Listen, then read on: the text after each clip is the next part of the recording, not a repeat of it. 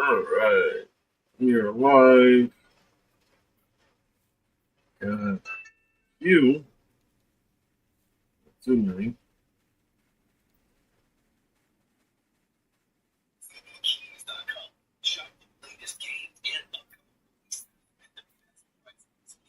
Organisations working with HIV and AIDS across Africa have received widespread notices of funding termination, raising concerns about a significant increase in deaths.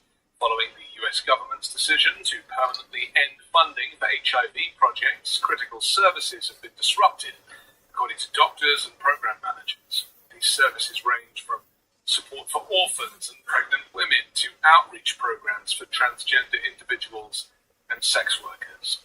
Projections indicate that the funding cuts could lead to 500,000 deaths in South Africa over the next decade, while thousands of people are expected to lose their jobs in the coming days.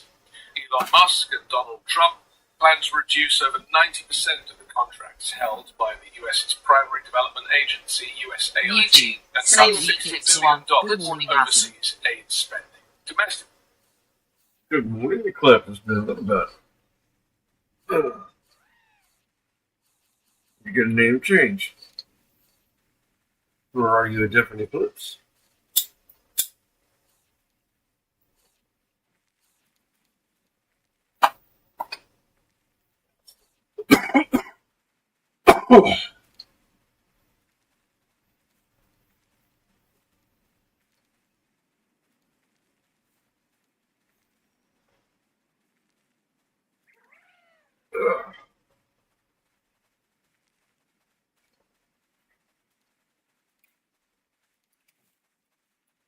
Oh, you were talking to me.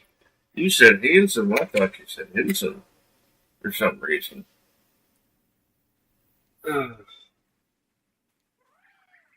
morning. Much as it can be. I was woken up by kitty cat claws to the face.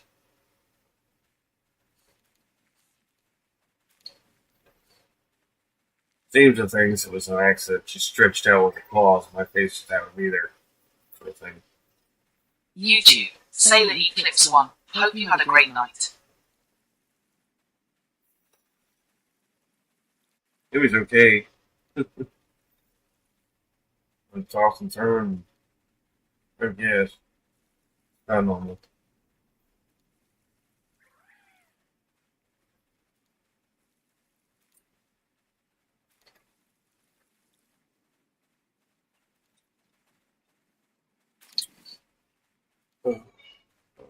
So.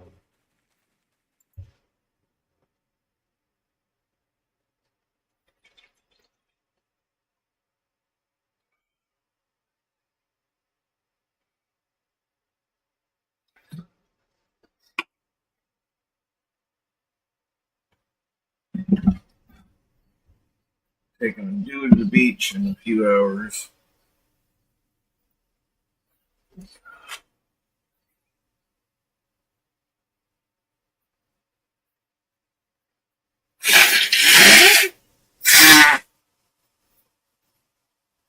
Old Mage Guy is now live. Streaming politics. Morning New with OMG. Did I forget the S again? Yes.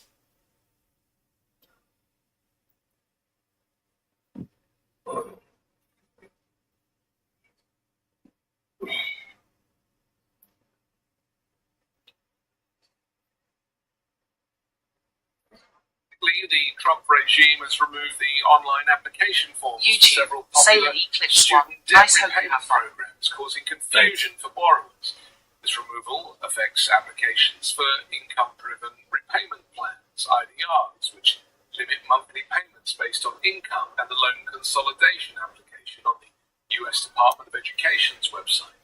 The removal occurred shortly after a federal appeals court extended a pause on President Joe Biden's SAVE program, an income-driven repayment plan designed to forgive loans after as few as 10 years of payments. This program has been stalled since last summer due to a lawsuit by Republican state attorneys general, leaving approximately 8 million borrowers in limbo while litigation continues. And in a departure from long-standing intelligence assessments, the Trump regime has downplayed the threat Russia poses to US national security and critical infrastructure. This policy shift, experts warn, could increase the US's vulnerability to cyber attacks from Russia and reflects a warming relationship between Trump and the Russian President Vladimir Putin. Recent incidents highlight this change in stance. Liesl Franz, Deputy Assistant Secretary for International Cybersecurity at the State Department, recently addressed a United Nations working group on cybersecurity. And while she identified China and Iran as cyber threats, she omitted any mention of Russia or the Russia-based Lockbit ransomware group, which the US previously identified as the most prolific ransomware operation worldwide. In contrast, representatives from the European Union and the UK specifically emphasized the cyber threat posed by Russia, particularly in connection with its offensive actions against Ukraine. But, as we know, Donald Trump, after his performance at the Oval Office, ambushing Volodymyr Zelensky to turn Americans and American policy against Ukraine, favoring Russia. That's all you need to know about where the current administration has put its allegiance.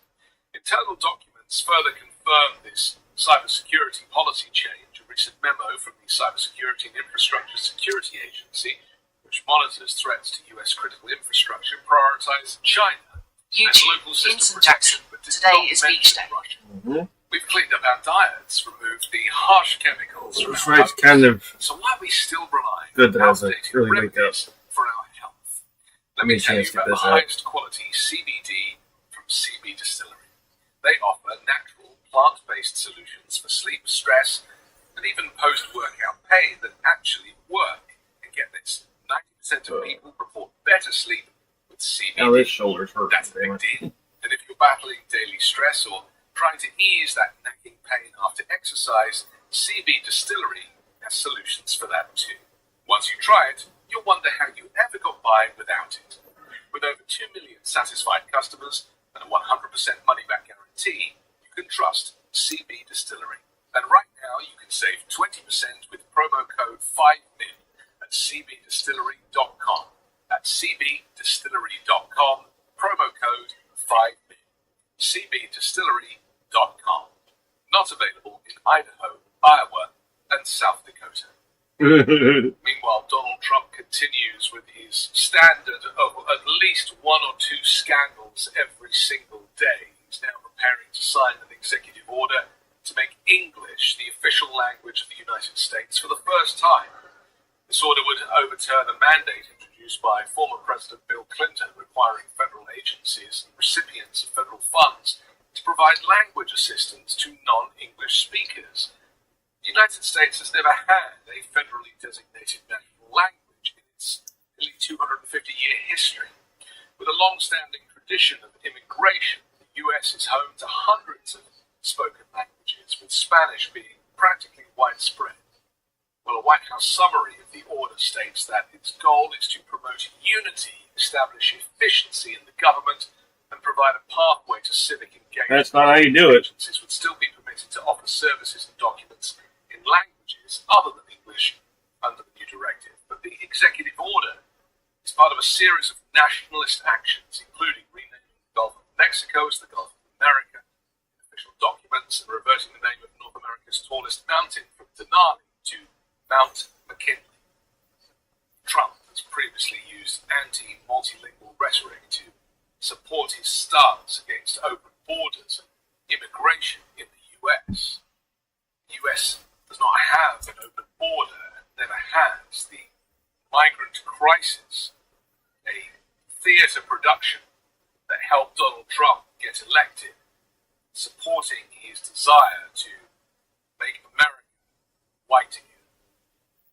I'm Anthony Davis. You can find me on the 5 Minute News YouTube channel and podcast, on Wednesdays co-hosting Uncovered, and on Sunday on the Weekend Show with Midas Touch.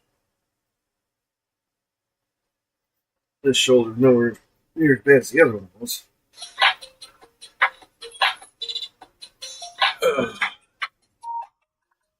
Yes, Restream, I know about you. YouTube, Hinson Jackson, is cheap. Chi going to the beach with you and Loki? I don't know. Probably. Hey, Donald Trump, name me 5 things that you did this week. 1, you posted a bizarre Trump Gaza AI video with bearded men dancing with cleavage hanging out. 2, you gave old redacted Jeffrey Epstein files to MAGA influencers who were holding them up like prize trophies and took selfies with them, and they weren't actually the Epstein files. They were call logs that were released in 2021, which had your name on it. 3, you brought the Tate brothers, who faced human trafficking charges, back to the United States from Romania. 4, you backtracked on making IVF free. 5, you went back to Florida to play more golf after humiliating the United States in the Oval Office by attacking President Zelensky with J.D. Vance by laundering Russian talking points. So I guess those are the 5 things that you did this week, Donald. By the way, even the Wall Street Journal op-ed was calling out Donald Trump over the past 24 hours. This is from the Wall Street Journal opinion side. Putin wins the Trump-Zelensky Oval Office spectacle. Vice President Vance starts a public fight that only helps Russia's dictator. The op-ed goes on to say, why did the vice president try to provoke a public fight? Mr. Vance has been taking to his X.com account in what appears to be an effort to soften up the political ground for a Ukraine surrender, most recently writing off Mr. Putin's brutal invasion as a mere ethnic rivalry. Mr. Vance dressed down Mr. Zelensky as if he were a child late for dinner in the Oval Office. He claimed the Ukrainian hadn't been grateful enough for U.S. aid, though he has thanked America countless times for its support. This was not the behavior of a statesman, to say, and that this has made America far less safe, and that Donald Trump and J.D. Vance were only helping Putin out. So now Trump is returning to Mar-a-Lago for golf this weekend as his approval rating is plummeting, as consumer sentiment is collapsing, as the latest Atlanta Federal Reserve report expects a contraction in the economy by negative 1.5%, which would lead the United States into a recession for the first quarter. Donald Trump admits that inflation is increasing despite promising lower prices on day one. Donald Trump forward the Trump GOP budget scam, which cuts $880 billion from Medicaid while giving $4.5 trillion in tax handouts to billionaires. It also crushes farmers. It also crushes infrastructure projects. But the oligarchs say thank you, Donald Trump. Donald Trump fired hundreds of employees at the Weather Forecasting Agency right before significant storm season is about to start. Donald Trump appointed a MAGA podcaster, Dan Bongino, as FBI director, who calls for ignoring checks and balances. Donald Trump got caught lying about Doge's savings and quietly deleting it with Musk. And Donald Trump is planning to cut a huge portion of the staff of the Social Security Administration, which will likely lead to people not getting their Social Security checks on time. I think this AI image right here of Vladimir Putin walking Donald Trump like a dog probably sums it up best, what we saw in the Oval Office. Let's just go to the Oval Office for a second, where Donald Trump kicked out the Associated Press and replaced the Associated Press with Marjorie Taylor Greene's boyfriend is now the press, and he's in the Oval Office. Brian Glenn asking hard-hitting questions of President Zelensky, like, why don't you wear a suit? Do you own a suit? Here, play this clip. Check in for my second question. Why don't you wear a suit? Yep. Why don't you wear a suit? You're the highest level in this country's office, and you refuse to wear a suit. I just want to see if you own a suit. Yeah, problems. I go out here, stop falling. Really, I don't have such. I will wear costume. Yeah, no, that is. Yes, maybe one. Yes. Vladimir Zelensky just put that proper, at least the way I see it. I don't wear a suit. I don't wear a costume.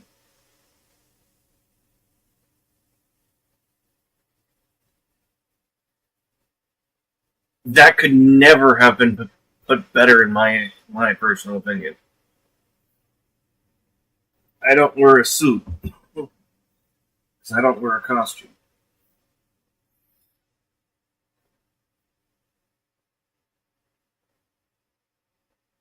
Zelensky, he was down there fighting on the front lines with the soldiers.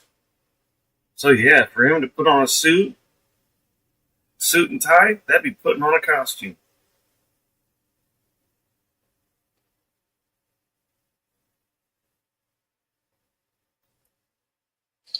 Maybe something like yours, yes.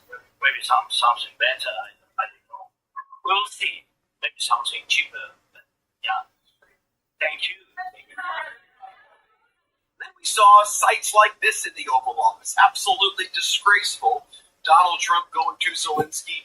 You don't have the cards to play. Zelensky and Donald Trump continuing to yell at Zelensky. I did a whole other video on this, multiple videos on it, so I'm not going to show all of the clips here. I'll just show you a small portion. Play this clip. Beginning of the war. Not in a position. You don't have the cards right now. Unless you start having these cards. Here, you're gambling with life. You're gambling with World War III. So then Donald Trump, with his stupid little red hat, walks outside, unkempt, of the Oval Office of the White House, standing out there with his hands in his stupid MAGA hat. And Donald Trump is asked, well, what could Zelensky have said to you? Like, what do you want to hear him say? And Donald Trump goes, well, he keeps saying this and that about Putin, all this negative stuff about Putin. He shouldn't be talking negative about Putin. Donald, you are Putin's puppet. You're a clip. So you need Robitussin, cough, Advil for your aches, or Theraflu for, well, all the things. Good news. You can choose when they get here. Get relief delivered right to you.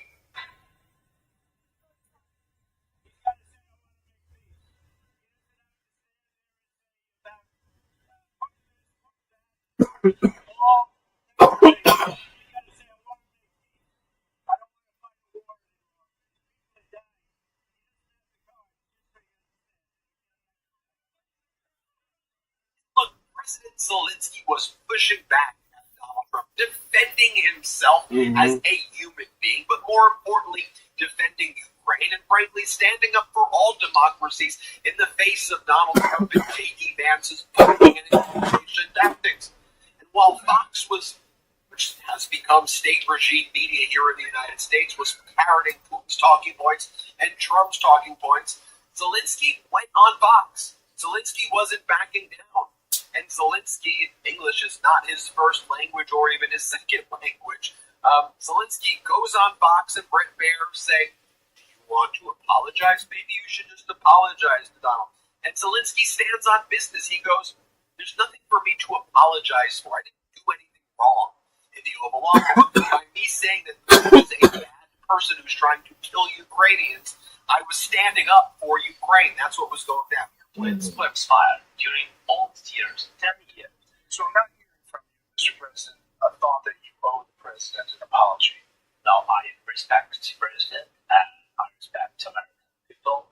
And if I don't know if I think that we have to be very open and very honest.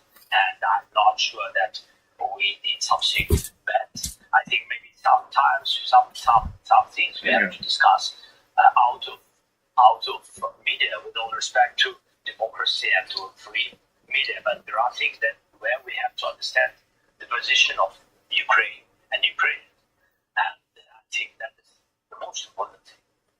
Yes. As we said on the Midas Touch YouTube channel before, and as we posted on our social media platforms, this is what J.D. Vance was wearing in law school. This is a real photo. As we said, there were certainly signs where J.D. Vance cited in all of this.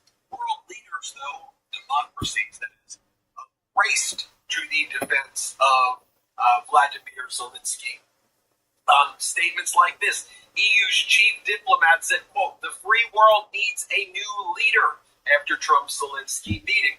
Here were statements from all of these world leaders everywhere, from Canada to Europe to Australia. All the world leaders, the European Union, all standing strong in supporting President Zelensky.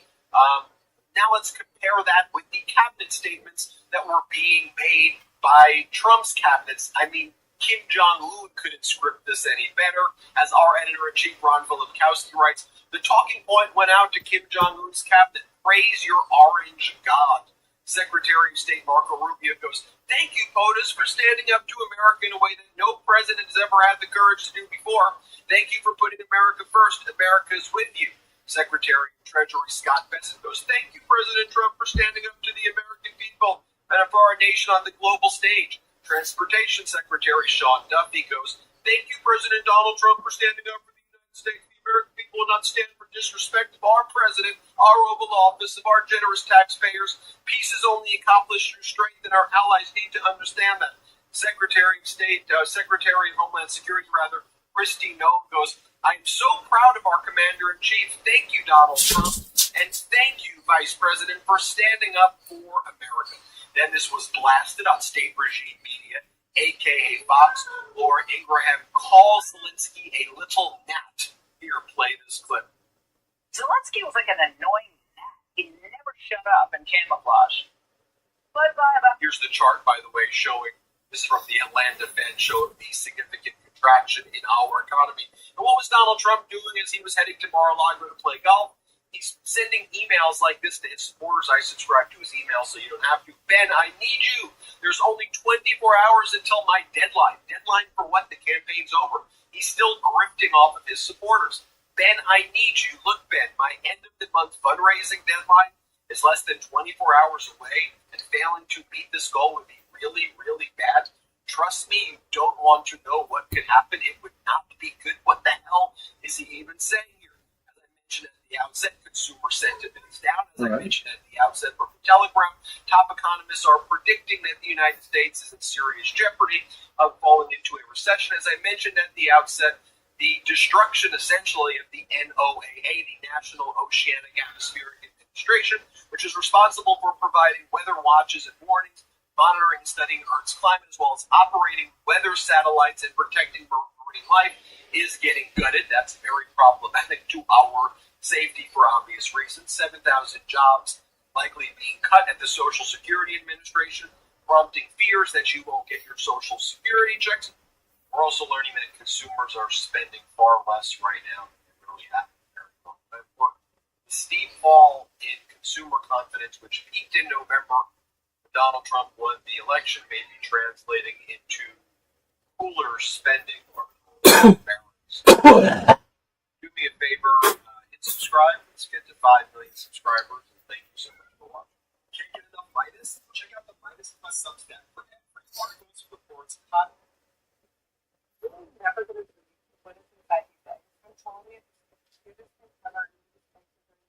I'm joined by Senator Adam Schiff. Senator, I want to get your reaction to that travesty in the Oval Office today where Donald Trump was attacking Ukrainian President Zelensky in the Oval Office with J.D. Vance laundering talking points, seems directly from the Kremlin. You had President Zelensky, in my view, kind of holding his ground, defending his country, and frankly, all democracies. I want to get your reaction to what you observed. I was horrified and sickened by it. I think about what other generations of Americans have done going off to war in World War II, fighting for our freedom, fighting for democracy, fighting for our values. To see them so utterly betrayed in this meeting, it is just really incomprehensible to have the President of the United States and the Vice President of the United States siding with the Kremlin dictator, regurgitating his talking points, a country that brutally invaded its neighbor, that has massacred tens of thousands of people, that has kidnapped children,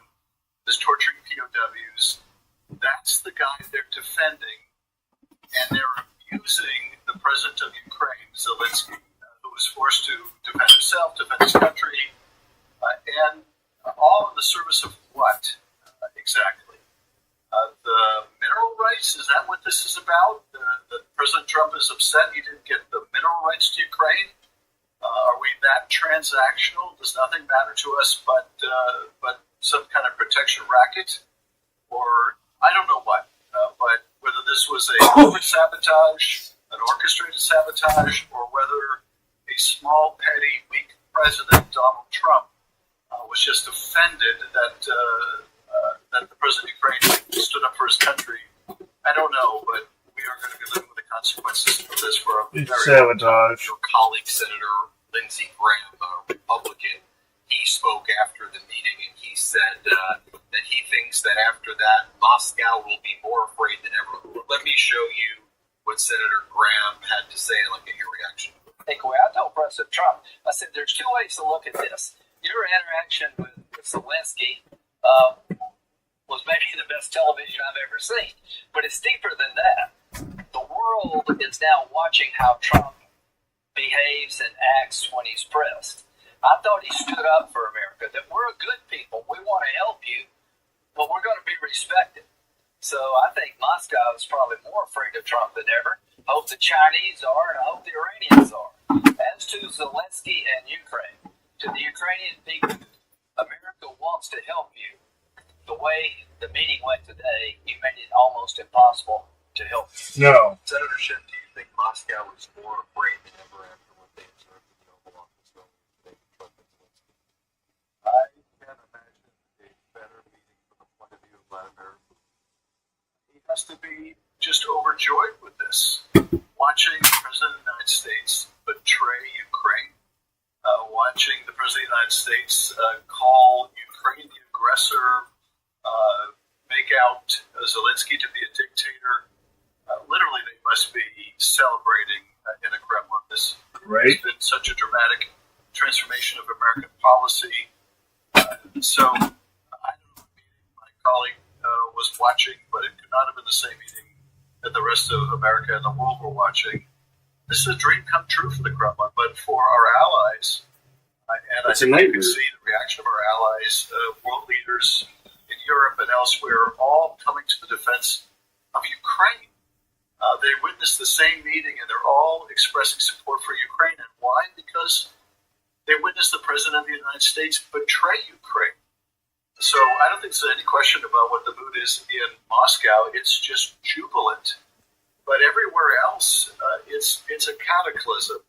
And frankly, if the President of the United States won't defend our values, won't defend democracy, won't stand by our allies, then we damn well need to do it in Congress.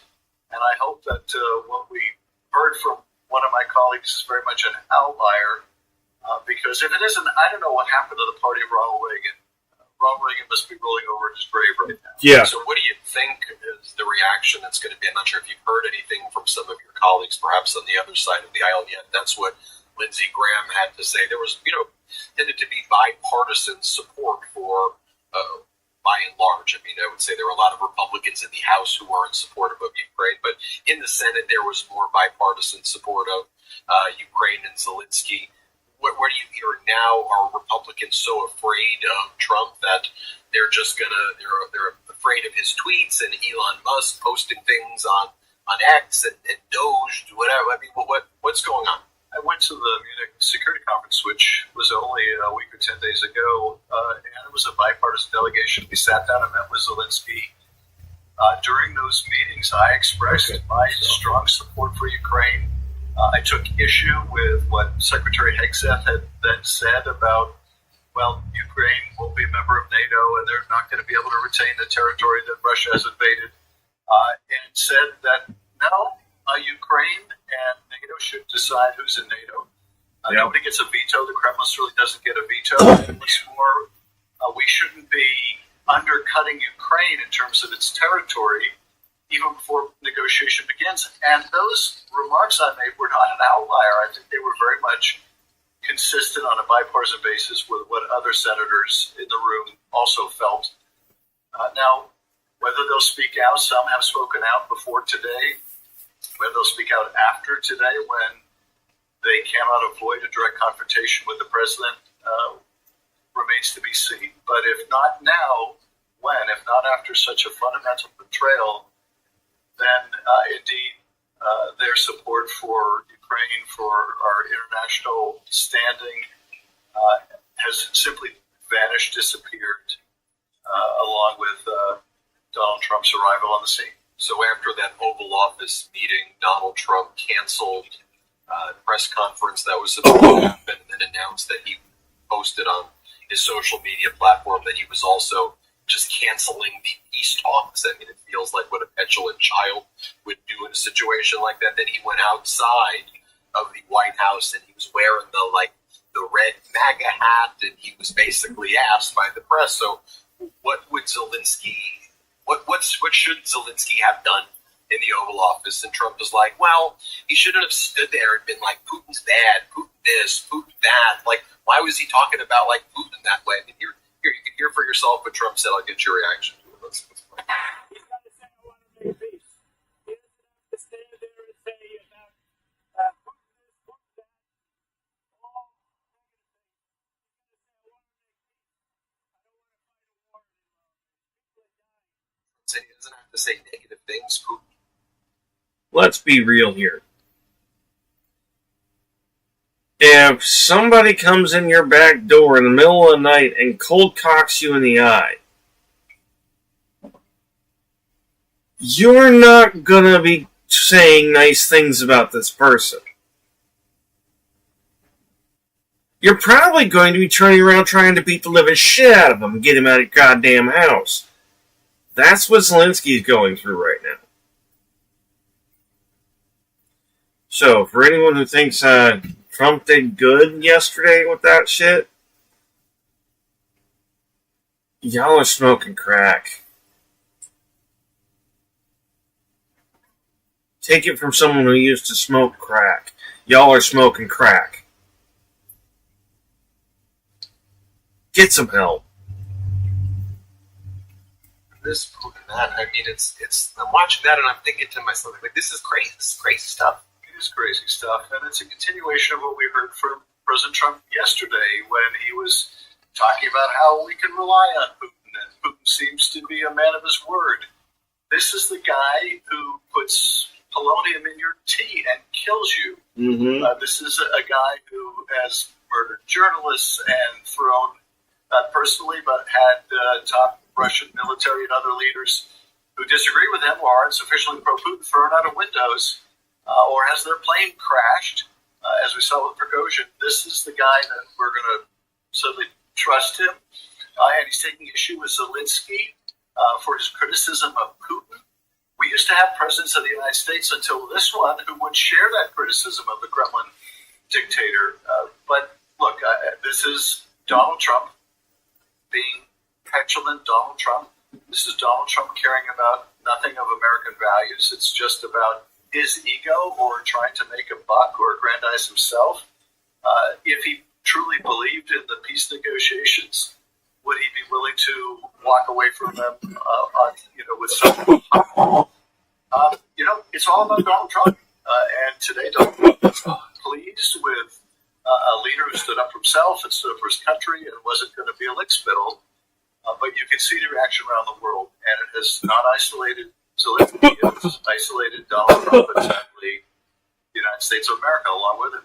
Well, Senator, this week as well, Donald Trump said he would be selling Trump gold cards for $5 million to top Russian oligarchs. He said, yes, Russian oligarchs, they could buy into the United States if they wanted to be citizens. They didn't have to buy a Trump gold card. I won't get into that. I covered that before. Just the final question, which is, it's obviously a dark day, a day that's going to live in infamy in American history, and especially in So first, as a senator from California, as someone who is a leader in the United States Senate, generally in our body politic right now, what do you want to say to the people of America right now, and then what do you want to say to the people of Ukraine and the world? But to the people of America, I want to just say this is not who we are.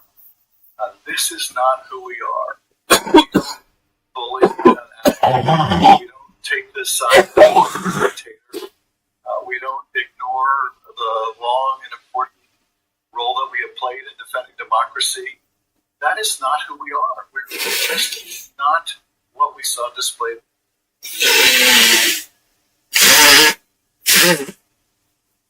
I'm going to be real about that, though. And since when have we, America, not fought for the underdog?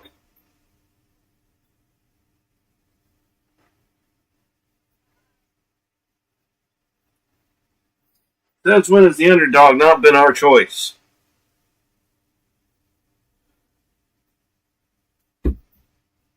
Since when did we support the bully?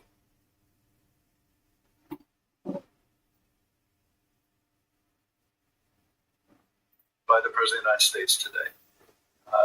And I think we all have a role to play right now in the defense, not just of Ukraine, but of what the country stands for, of our values. I would say to our allies around the world, what they witnessed too might be Donald Trump, but it is not America. And we'll have to get through this period. We'll have to struggle through this period. We'll have to be more reliant. When I say we, the freedom-loving people of the world, are going to have to be more reliant on other leaders in the world because we cannot rely on this president. And it's a terrible way to feel about a president of the United States, but the shameful display we had today is so antithetical to everything that our country has stood for, and I hope it is never repeated. Senator Adam Schiff, thank you for joining us this evening. Thank you. Everybody hit subscribe. Let's get to 5 million subscribers. Thanks for watching. Can't get enough Midas? Check out the Midas Plus Substack for every articles, reports, and podcasts, daily recaps. At Viber Small Business Insurance, we cover all kinds of small business.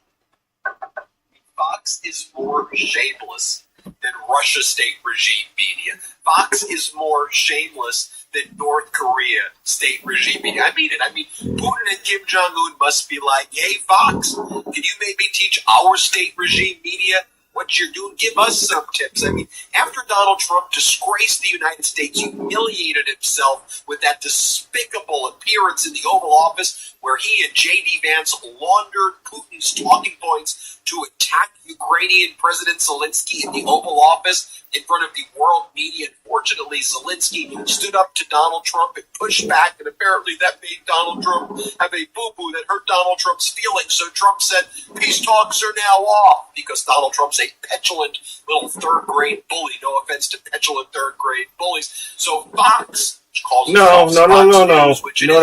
They had... Put the offense in there. That way we don't have more Trumps later on.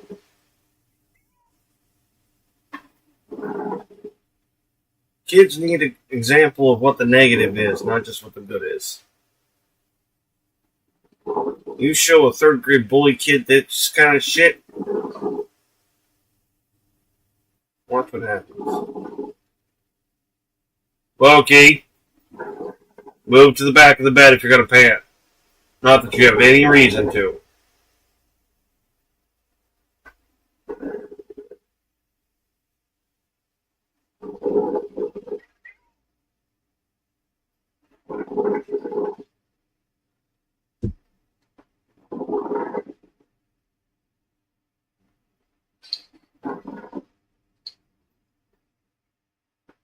To cover for Donald Trump, they had to say Zelensky was bad, Zelensky was rude, dear leader was so strong. So let me show you what went down. You had Laura Ingraham say the following. Let's play it.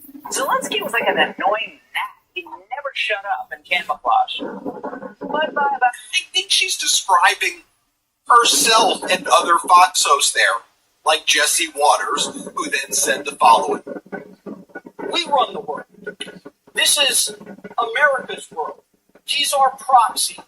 This world, this ends when we say it ends. It doesn't end when Zelensky, if he wants to go it alone, go it alone.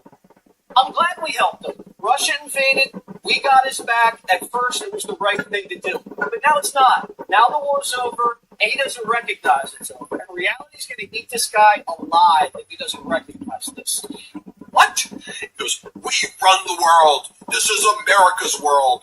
He's our proxy. I mean, these people are cartoonishly evil and pathetic and dumb. I can't even believe what I am watching. I mean, I can, I guess, because it's Jesse Waters and Laura Ingraham and Sean Hannity. But this is so utterly pathetic. So then you have Laura Ingraham brings on... No. How bizarre.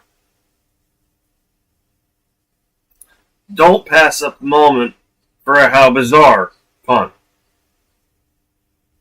Especially when it's so perfectly made for the moment. The propagandist, she calls herself a press secretary, Caroline Levitt, and she goes, "Oh, Zelensky was so rude. He was so rude to Donald Trump, and you can't be rude to dear leader." Here, play this clip. So he was on the brink of signing an economic agreement that would have ensured economic prosperity for the Ukrainian people and recouped American tax dollars for funding this war. Instead, because of his rude and antagonistic ways, the deal blew up in his face. She's the worst. Again, this is all so pathetic. And then they call on this guy who's like, "When you're coming for a peace deal, put on a suit. Why wasn't Zelensky wearing a suit?" Here, play this clip. When you're coming in for a peace deal, put a suit on. He used to wear suits. A suit is not a costume. His Yes, it is. regalia. That's Yes, a it costume, is. like the one he wore on the cover of Vogue in 2022. You get the feeling this whole thing is kind of dress up. I mean, he's not exactly Winston Churchill. Yeah. Well, I think what Churchill wanted. I'm sorry, I don't give a fuck what anybody says. A fucking suit is a costume. I call them monkey suits. Because anyone who is willing to put one of those on regularly typically has to bow down to somebody else.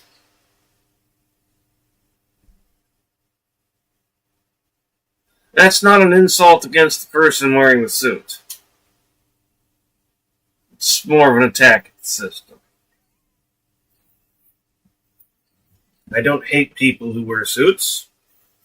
I actually don't have any personal opinion against people who wear suits. Suits are not something to be judgmental about. I personally can't stand them. And yeah, if I was to become some kind of fucking leader of this country in one way, flavor, shape, or form, I wouldn't be caught dead wearing a suit.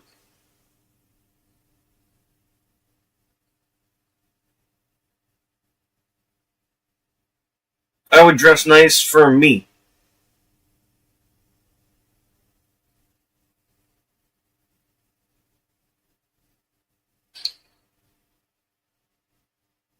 Which is just a little bit metal.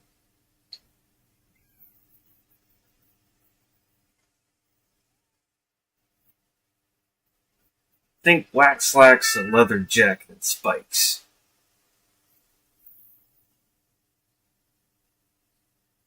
America to get, involved in World War II. Can you imagine them coming over here and kind of insulting, FDR, just strafing the whole Oval Office? That probably would happen. Elon Musk doesn't wear suits either, we should say. And he also wears hats and T-shirts in the Oval Office, but that's kind of his. He's not asking for money. He's volunteering. Yeah, he's volunteering his services. He's trying to give your money back, not take it. So, Bullshit. You're dressed for the occasion. But boy, that thing was like WWF Friday Night Smack. What are these people even doing? I got cheaper from CDPs. What are these people even talking about? I mean, y'all see the insanity here, that this is what Fox is doing. You see the sleight of hand? They're going to turn this against Zelensky, but it seems like it was all kind of part of the plan to begin with. Try to provoke a fight, and then be like, well, that's why I guess we should let Putin do the genocide in Ukraine, because Donald Trump... Hey, Ben! Guess what you just unknowingly stumbled onto? The psychological fact about Trump. And one way bullies like to cause fights.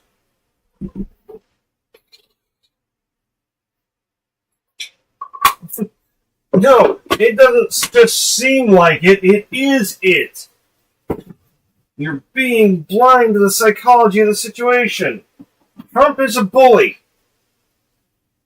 Psychologically speaking, he fits the profile. 100%. And that's being nice about it.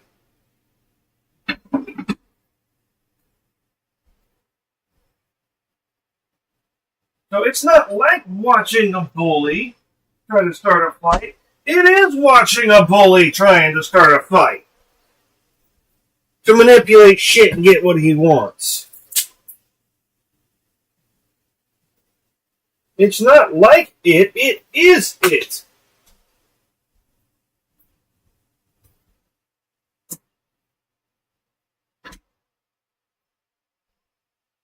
God damn it, we need better psychology understanding as a country.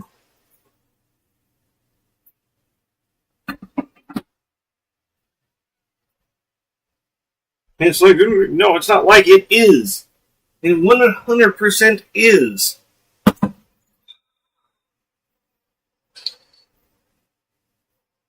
Oh.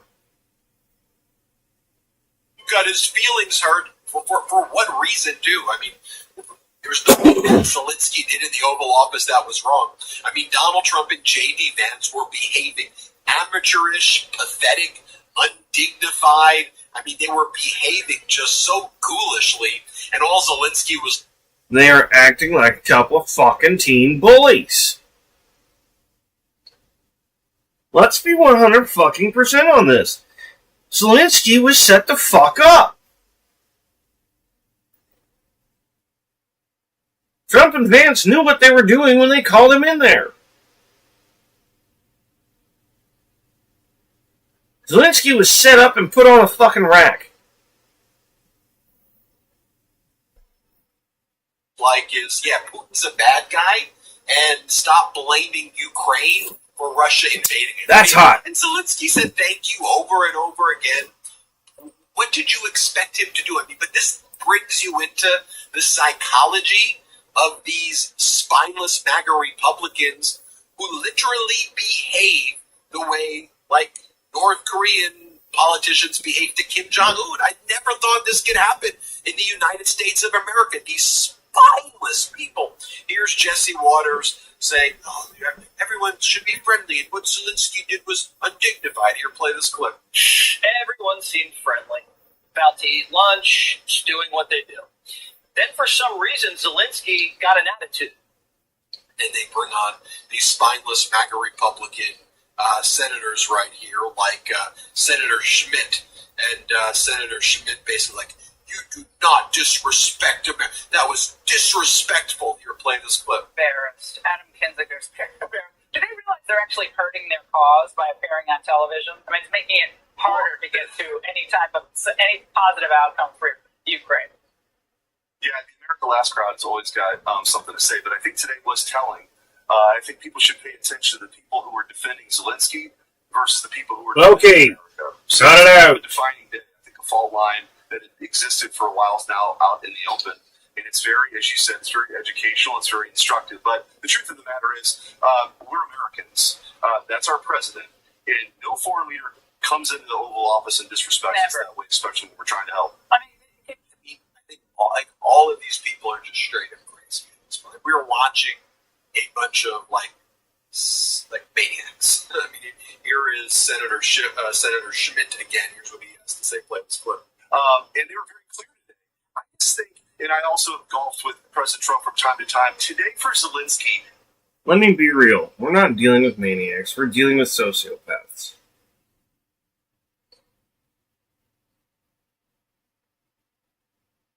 And a lot of people that have suffered from narcissistic personality disorder, as well as egotists.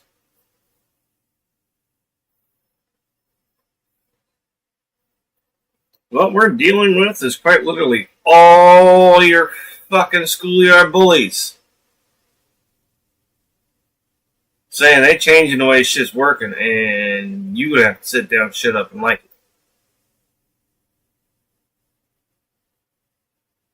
Just to be clear. this was a gimme. This was a 1 foot putt that he just blew past the hole with his arrogance and his smugness. It totally backfired. The biggest losers here are the Ukrainian people, because you have an American president, the only person on the planet, Laura, who can bring peace, and he couldn't bring himself just to say thank you today, to say thank you and just listen, as opposed to popping off, and then he got escorted out of the Oval Office and out of the White House. So this thing's really, in jeopardy now, and I think that, but I'm glad the American people have a president and a vice president who are willing to stand up for them. Mornings in my house, non-negotiable coffee time. It's the one thing that has to be perfect to start my day off right. But for the longest time, I was getting frustrated. No. Not only has Zelensky said thank you multiple times throughout the time we were helping, even in that meeting, he said it at least 3 times.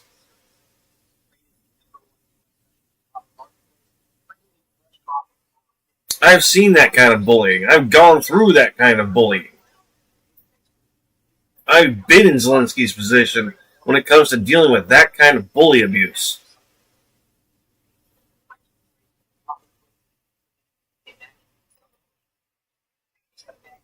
Yeah, I'm a bit pissed about it,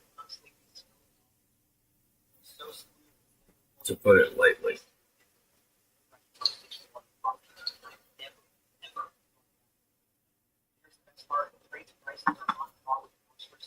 Yeah. You can't leave me in a room with either one of those 2 men.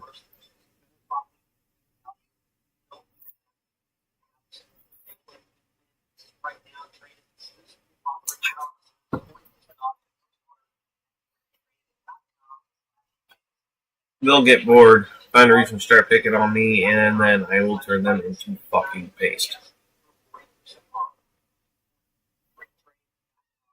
Probably using one another to do it.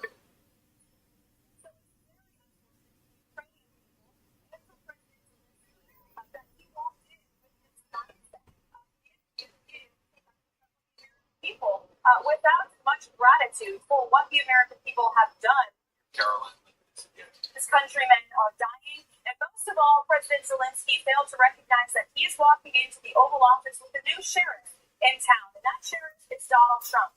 And then they bring in this guy, Scott Bessent, their Treasury Secretary, who's just like the most arrogant guy ever, too. He was like, oh, you know, the Democrat, just watch this, let's play it. But I have to tell you, Laura, today I was shocked that he would behave like this on camera in front of the world. When if he had issues he wanted to bring up with President Trump, the proper venue for that would have been 15 minutes later. We were going to walk into the White House dining room and have lunch, just 16 of us, and he could have the voice his concerns privately. I actually think everyone's the Democratic side of the electorate is saying, "Oh, this was a setup by President Trump set up President Zelensky." I actually think he was always going to do this, and I think he was surprised with the forceful reaction he got back. Oh, please. Mr. Secretary, this was something to behold. People think, oh, well, Trump was the aggressor. I mean, Zelensky was coming to get help from the United States, continued help, and he disrespected his host. No, he didn't. He just don't do that. No, he didn't. To Jesse Waters right here. So, no, you don't want to know. Your country is in big trouble. I know. You're not winning all. You're not winning this. Don't tell the Vice President he's speaking too loudly. He can speak however he wants to in the White House. Have you ever seen a foreign leader come into America and talk this way? And by the way, give President Zelensky credit. He went on Fox and he defended himself. He defended his country. And he said, there's nothing I need to apologize for. I'm very thankful for the American people. I've told Trump I was thankful for him before. I've told J.D. Vance I'm thankful for him. I told former President Biden I'm thankful. I've said I'm thankful 100 times. Just stop saying that Putin is a good guy and stop blaming Ukraine for Russians killing Ukrainians. That's all I'm saying. I, as a Ukrainian, am not going to accept that Russia is the good guy here. That's all Zelensky's saying, so there's nothing I need to apologize for. Yeah. Play this clip. Inspired during all these years, 10 years. So I'm not hearing from you, Mr. President, a thought that you owe the President an apology. Now, I respect the President and I respect American people. And if, I don't know, if I think that we have to be very open and very honest. And I'm not sure that we did something bad. I think maybe sometimes some things we have to discuss out of media, with all respect to democracy and to free media. But there are things that where we have to understand the position of Ukraine and Ukrainians, and I think that is the most important thing. And again, just the behavior like, oh, Zelensky, you need to, like Fox says, the propaganda. Like, you want to say you're sorry? It's like, what? There's nothing I can say I'm sorry for. It's like insane.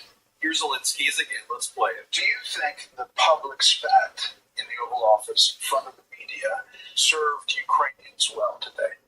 I think this kind of bad is I mean this we have. I mean, this is not good for both sides anyway, and I'm very open, but I can't change our Ukrainian attitude to Russia, and I don't want they kill us for us. This is very very clear that Americans are the best of our friends, Europeans are the best of our friends, and Putin with Russia, they're enemies. And You want to it get up doesn't on my mean shelf, we huh? don't want peace. We just want to recognize the reality. The real Then they bring in Lindsey Graham. Let me show you what Lindsey Graham has to say. President Trump handled it in a fashion Yeah, that get about up there China, nicely. I'm Same. Iran, I'm any would-be adversary, I'd be worried about right now. He gave a master class in how to stand up for America. Okay, so what we saw, Here's Lindsey Graham again. what do you want to see happen next? Well, I don't know what's going to happen next. I That's don't know if another you can one. repair the damage. Don't leave me I in a don't room know with if you that can one. ever do a deal with Zelensky anymore. Listen, did you see a guy that you felt good about going into business with? And I've been a fan. I met him more times than I can count. But today showed just poor judgment, showed lack Fan? of control. Now, what I want you Bitch, to do, I guess, please. is just to say, I screwed up big time for my country and for the U.S. relationship. If I had it all do over again, I'd done it differently. Graham, you're an ass kisser. We can't Shut say up. that Ukraine, you either need to send us somebody new we can deal with, or just accept the consequences. Senator, thanks for popping on. Flip over Lindsey Graham. I told President Trump, I said, there's two ways to look at this. Your interaction with Zelensky was There probably wouldn't be so many clips with Graham if you just fucking shut up.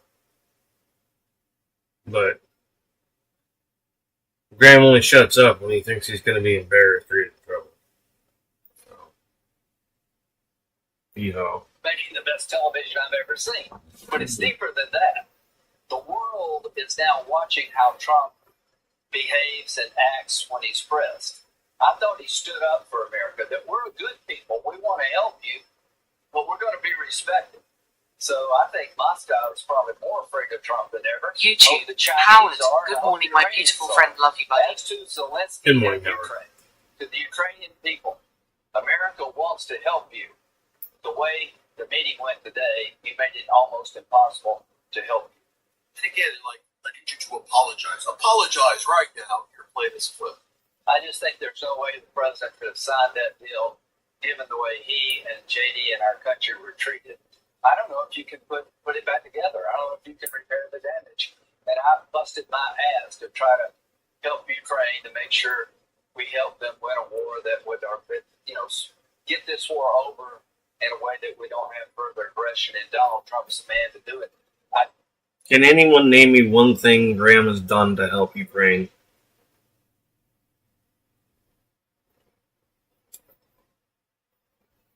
And I will let that question can be answered in comments later if somebody actually has an answer.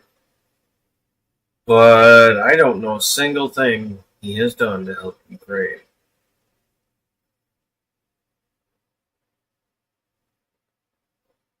Every time one of those bills has come up, I've seen a no-go on the Lindsey Him hopping Graham. off the server finally, so you can shut it down whenever lol. Okay.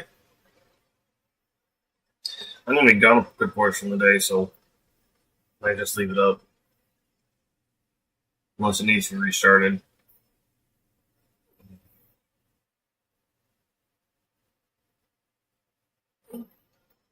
Told him this morning. I told him, don't take the bait. Don't let the media or anybody else get you into a argument with President Him Trump. gonna be headed what to he's work. doing today Okay. is resetting the relationship. You should be grateful. Now, whether or not we can put this back together, I don't know. But Zelensky's going to be on your network tonight. If I were him, I would profusely apologize to the way he treated our president and the vice president at the Oval Office and show a little bit of gratitude for what the American people have done. Senator, how does Moscow... YouTube, Howard, good I morning, think it's Zelensky demonstrated YouTube, strength. Howard. No, And even when Donald Trump was outside of the White House, they were like, what do you want him to do, Donald? Like, what do you want Zelensky to do? And Trump was like, stop saying negative things about Putin. Stop saying bad things about Putin this, Putin that. Yeah, because Putin unlawfully invaded Ukraine, you idiot. Here, play this clip.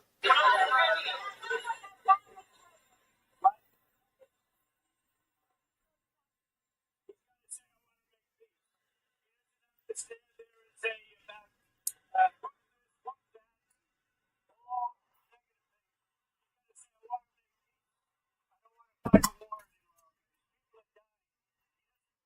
And like I said, that would be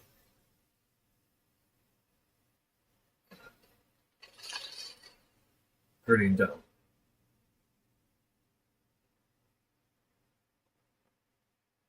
The way Trump's talking about it, that'd be pretty dumb. Especially with how pretty well proven that Trump is not on his side.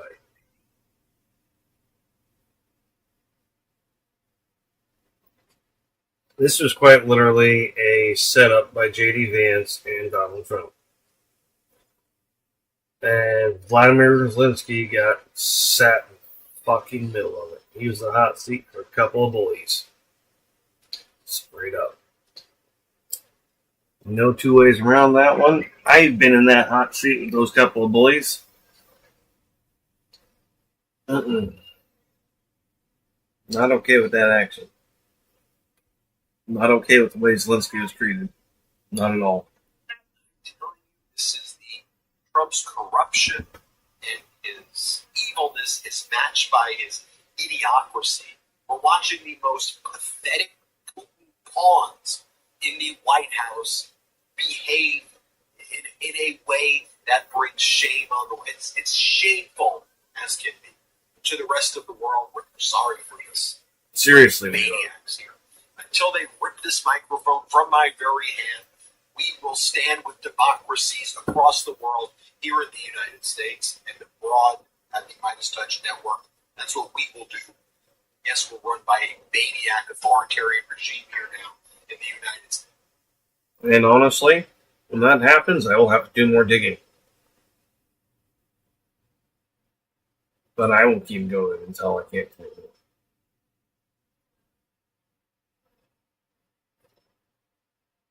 Because this is un-American. This is everything we are against. This is everything many of our ancestors fought for. Why the hell are we supporting it?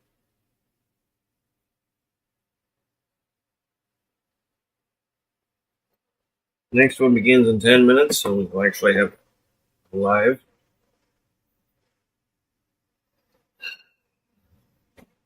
In the meantime, we have space to chit chat as we feel.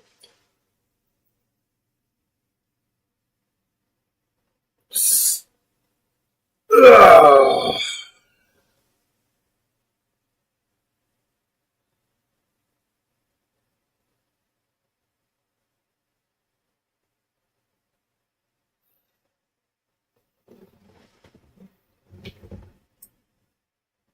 Fucking hell. So, like I just told YouTube, we have about 10 minutes before the next one starts up. You'll actually get to hear these guys live.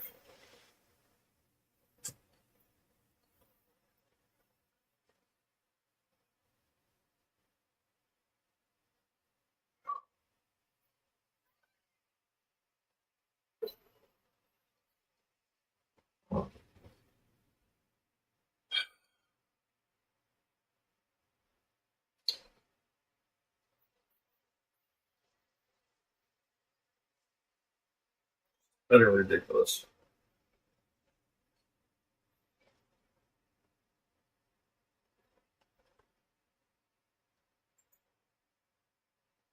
I'm supposed to be better than that.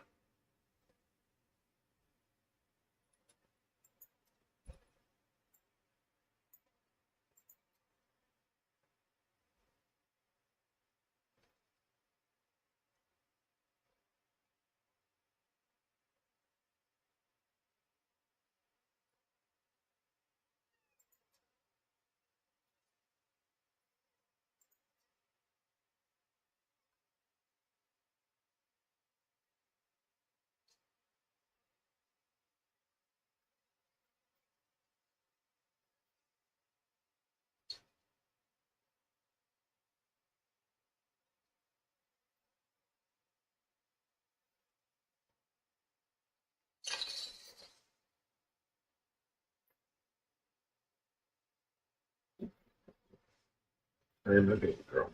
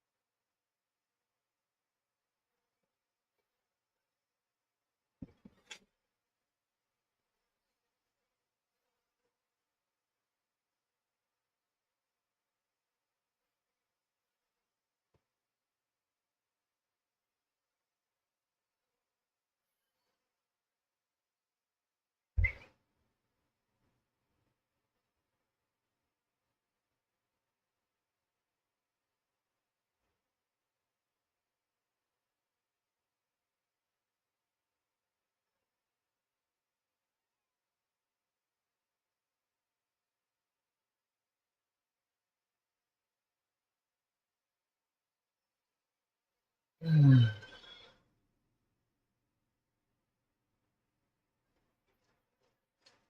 tired.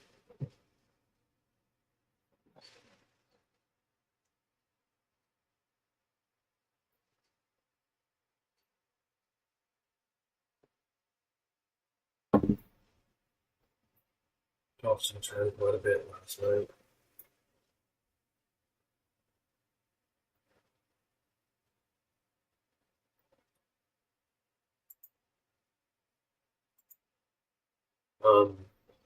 As far as Deep Rock goes, I was not able to get viewer interaction stuff working properly, so I took the time, found a bunch of my comedy-based mods for it. Well, not mine, I should say. Some of the ones I enjoyed were made by other people. I don't make mods. I don't do coding.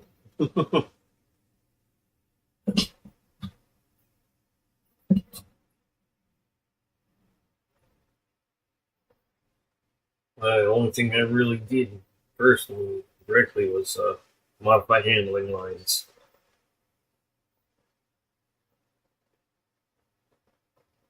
I mean, sure, modifying handling lines right made it to where my Gravedigger that I got handled properly, but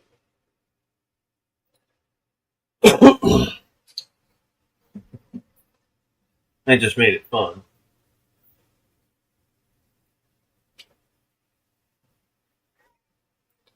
Back in the days of San Andreas multiplayer.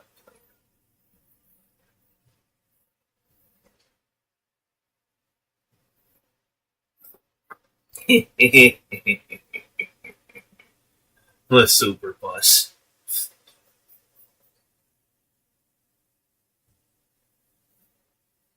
So, I designed a super bus for our surfer that I was on. They liked the way it worked so much that they're just like, let me know what that handling line is. That's going to become part of the server. I'm like, okay, but you know no one's going to drive it, right? And he's like, oh, they'll drive it. And then they'll never drive it again. I was like, well, I don't know about that, depending on who's driving it. I mentioned the fact, I mean, I was able to keep it on the road.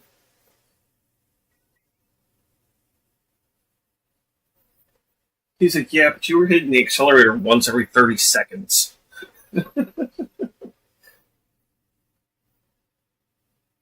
Yeah. And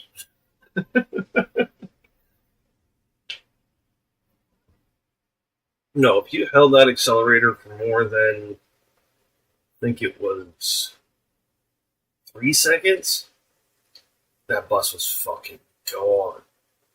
It would be launched across the map. Moving so fucking fast, you hit a mountain or a hill, just Looks like Team Rocket's blasting off again.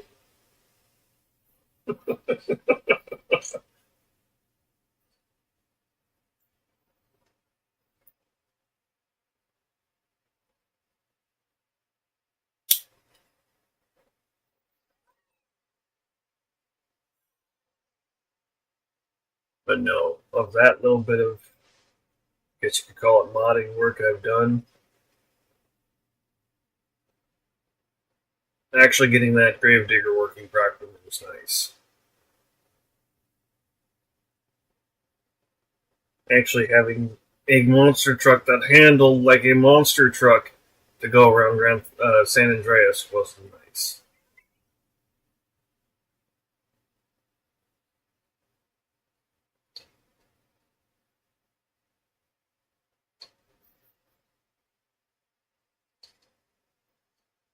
I was the only one who could handle the damn thing, though.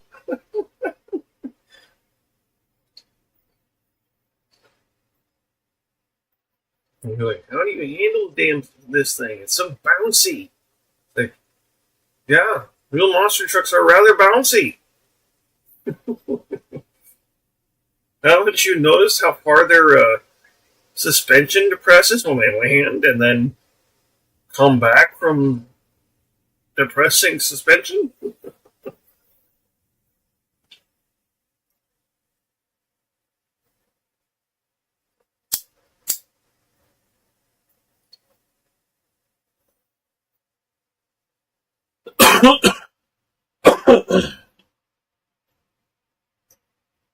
And that's the only reason why I started doing things like creating drift tunes on RX.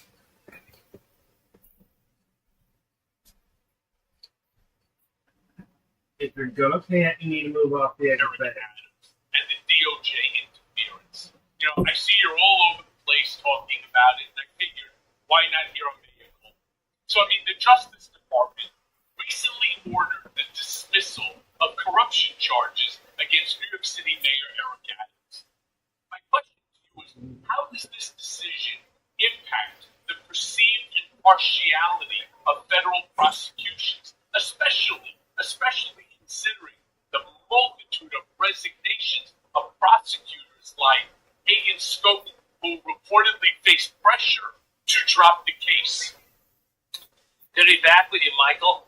This one was really troubling because you had some really good prosecutors. You had people who served as clerks for Justice Scalia. That's like the holy grail for conservatives. You had the guy you mentioned who resigned. He was like a two-time Bronze Star with. These are excellent prosecutors. These are people who write well, and it's a real loss for the federal government to lose these prosecutors. And so you keep losing folks like that, you become easy pickings for the defense bar. And why'd you lose them over Eric Adams? That's the hill you want to die on? A liberal Democrat? That's the one that MAGA world wants the hill that MAGA world wants to die on? Eric Adams? And the crazy thing here, Michael, is this, is that if prosecutors wanted to drop the charge against Eric Adams, they can do so in their prosecutorial discretion based on their review of the case. Maybe the evidence isn't what they thought it would be. Maybe the Supreme Court rulings limited the ability of prosecutors to pursue public corruption cases. In fact, what I just said was what the chief of staff to the Attorney General put out on Twitter, saying, here are the reasons why it's happening. But that's not what Emile Beauvais, the number 2 person, the Deputy Attorney General acting at the DOJ, said. He said it wasn't based on the evidence. He said it was because they wanted Eric Adams to play ball when it comes to immigration policy. And that, to me, is an improper quid pro quo. And I know in court that Emile Beauvais went before the judge and said under oath, this is not a quid pro quo. It's giving him something in exchange for something. That's a quid pro quo. You know, that is the definition of it. Right. So, I mean, I'm paraphrasing here, but essentially he's saying we decided not to pursue these charges. We're dismissing it because we need him to assist with our immigration policies. Well, what happens if he opposes the immigration policy? What happens? He goes back to jail is implication, Well, right? no, here's that. No, I know the implication of quid pro quo is as long as he plays ball, then he's going to not have prosecution brought against him. If he doesn't play ball, which is why they were intelligent enough to put in that they could bring the case back at the time that they want. Right? So it's basically a stranglehold over the mayor. But when I say he goes back to jail, what state will be filed the charges? So the problem here is that when you have a dismissal without prejudice, which is what happened here, it's like the sword of Damocles hanging over your head. It's like legalized extortion, where if you don't play ball, then you could face those criminal charges again. If you really believe that the case was bad or that this was an improper prosecution, then dismiss the charges with prejudice or get a pardon from the president. But when you do it like this, without prejudice, it means that at any time they can refile the criminal charges. It's a bad look, and it's why I think you saw that image of Eric Adams sitting next to what I said is. I'm going to tell you now, be ready to see a lot more of that going on. A lot more of these Republicans having charges dismissed without prejudice, Democrats having quote-unquote charges dismissed without prejudice, or anyone who they might find useful who has charges against them, as a form of blackmail. And yes, this is exactly what it is. It's not just quid pro quo. It is a blackmail scenario. Let's be real.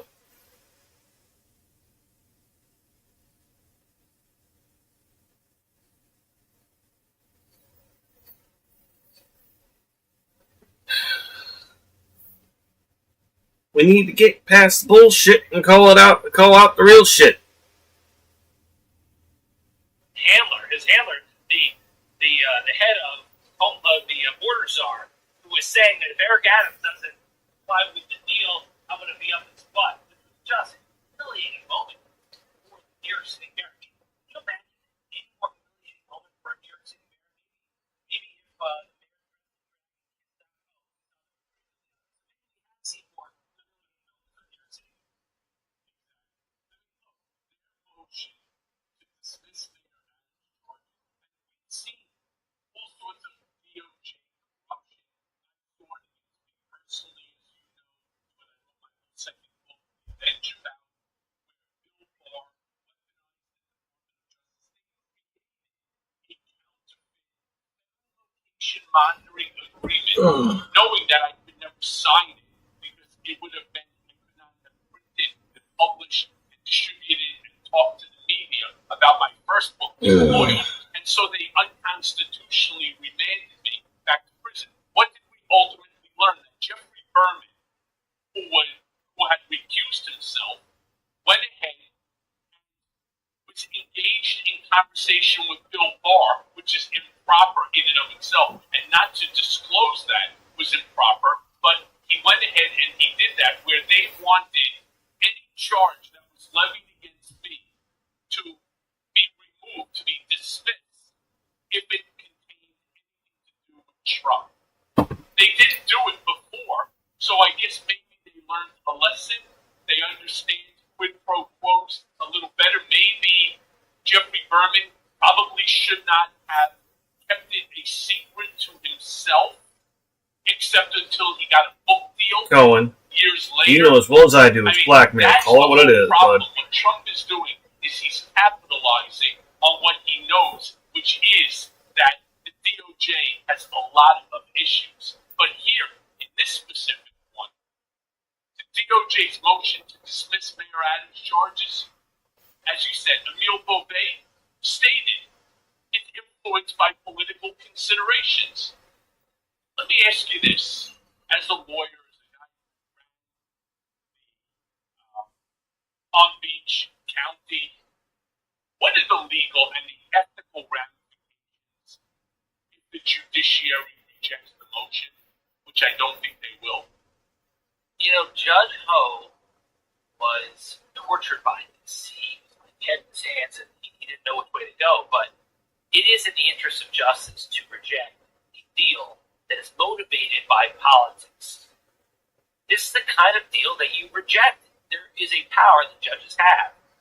In certain circumstances, it's rare, but they have that power to reject a deal. When else do you reject a deal than when you have number 2 at the Department of Justice saying, this is a political quid pro quo. He didn't make any bones about it. He wasn't trying to hide it. He said it in the letter, and he reiterated it in the court. And although I know he said it wasn't a quid pro quo, but then he described a quid pro quo. He said it's because we want the mayor to assist in our immigration crackdown. So if he doesn't assist in the immigration crackdown, he doesn't get the deal. I mean, that's the implication. That's why, to me, it was a blatant something for something.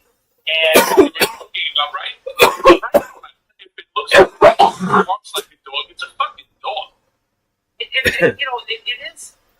It's something new that you have prosecutors who are just open and blatant, saying that yes, we are doing this because we want the power to be on our side and to do our work in New York City on the immigration crackdown. I mean, that's not supposed to be the motivation for a deal.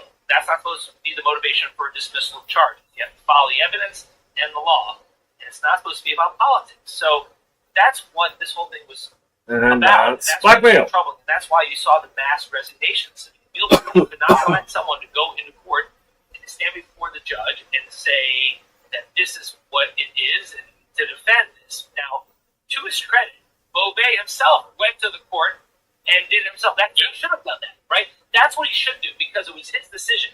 But I still think it looks bad. I'm a prosecutor and I think it credits the law. And I think the judge, I'd say 50-50. In fact, I don't think it's at all. If he did reject the deal, dismissal, then there'll be a standoff. The prosecutors will sit on their hands while the case just sits out there. Yeah, I don't know. I don't feel as optimistic as you. I think that the judge is going to turn around and say, as he did when he was questioned about it, I'm kind of powerless when the DOJ is telling him to drop the case, when his bosses are telling him technically to drop the case. I hope that you're right. I hope that he has a spine here because this is absolutely despicable behavior. But I want to ask you, in your experience, Sivas in Salamin. how common KYS. in the DOJ, especially, you're talking about the deputy. Fusen. Give me a second, bud. I gotta pull up a translator.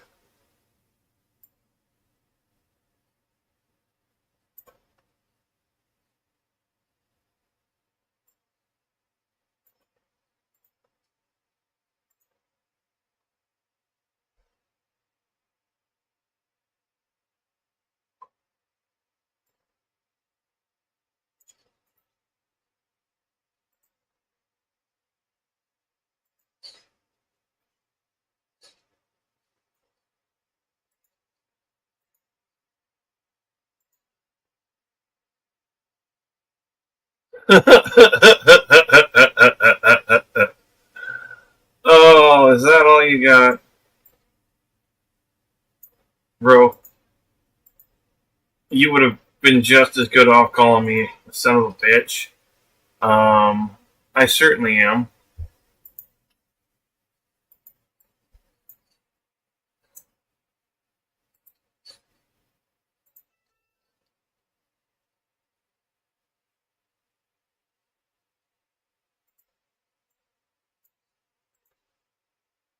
Is that what I think it's going to be?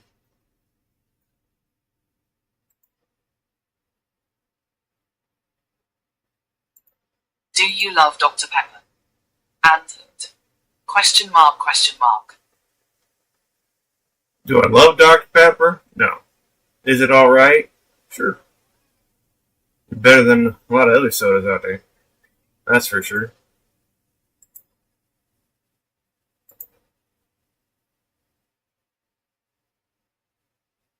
Google Translate is not the greatest at times.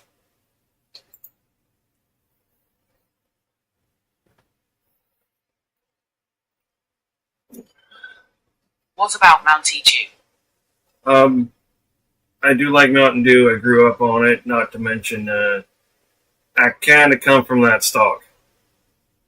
I don't know if you know what Mountain Dew was originally created for, but I do.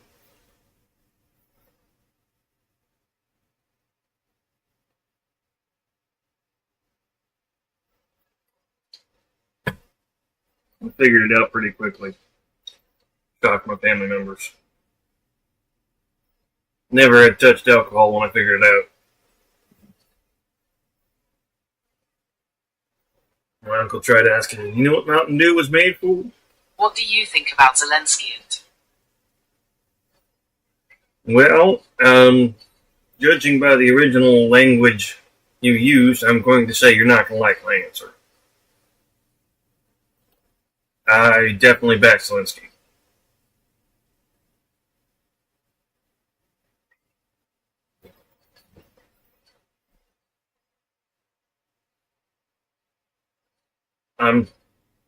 Don't have any other way to put that.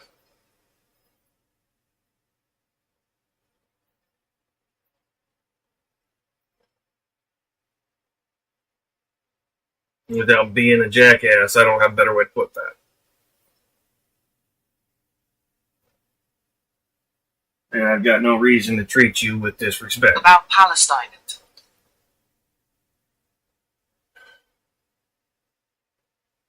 I'm trying to remember, it's Palestine and Israel? I mix up the Palestine, Israel, Jordan, I think it's Gaza? No. Is it Gaza? Those ones I'm all mixed up on who's fighting who. But honestly, I support the Jewish community. I do not support anyone who wants to commit genocide. And will not. I will actually fight against those kind of people.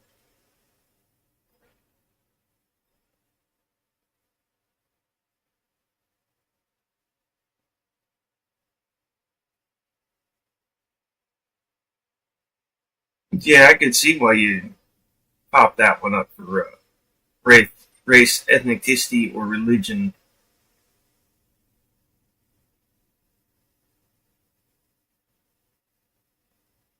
That's actually so off base, it's amusing. I can't allow that word to come across the channel. Sorry, bud. I did read your message, though.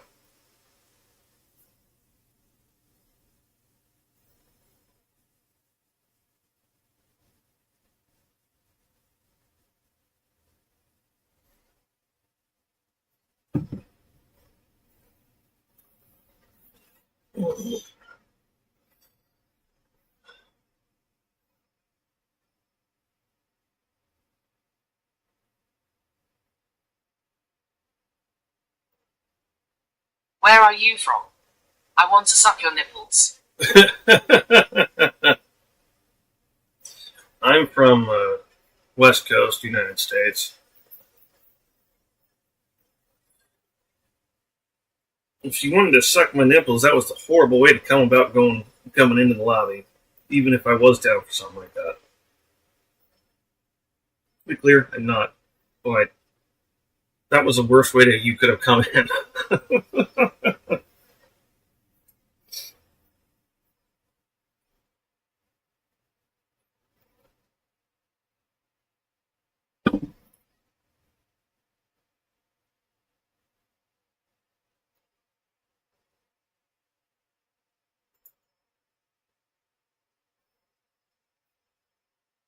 Corgi derp, corgi derp, corgi derp, corgi derp, corgi derp. Corgi. XOXOL.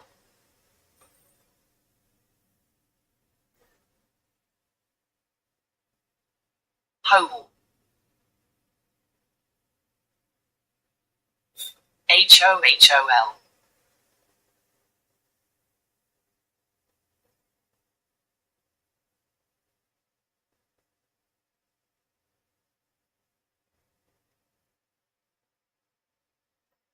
UKROP.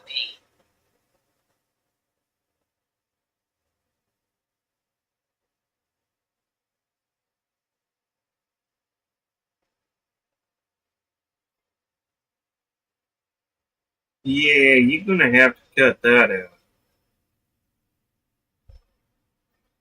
You see, I may not speak the language, but the bot that does moderation certainly does.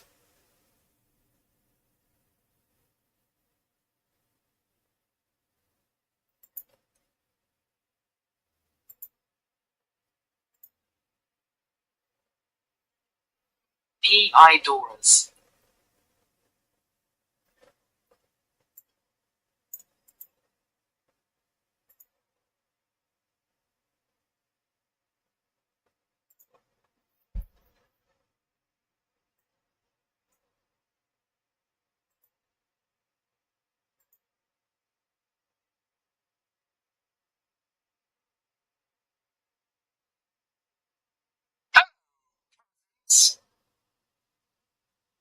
Oh, you are certainly not science. Attorney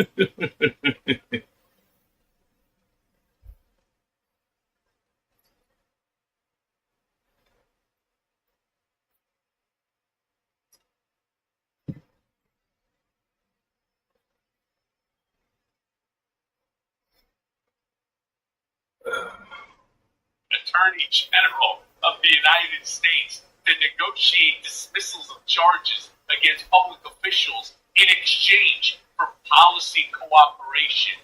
And is Mayor Adams' case aligned with standard prosecutorial practice?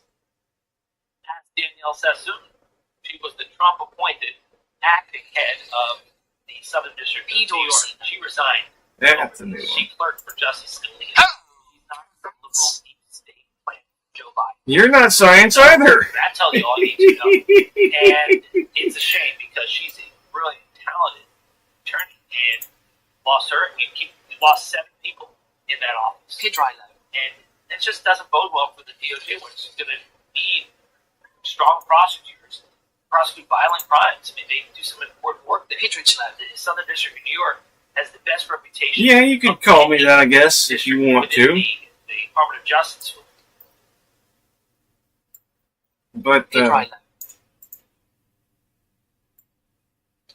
I'm not so sure it means what you think it does.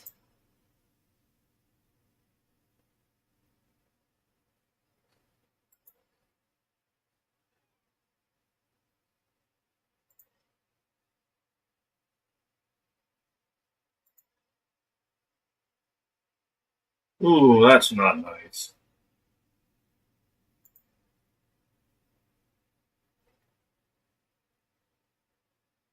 Do you guys not have a word for pedophile in Russian?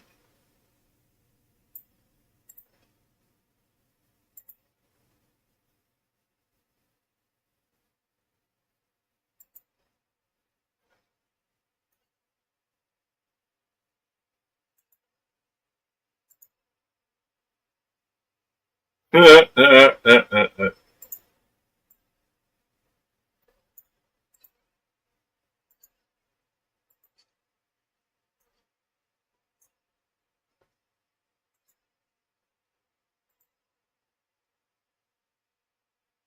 night. Good night, mister.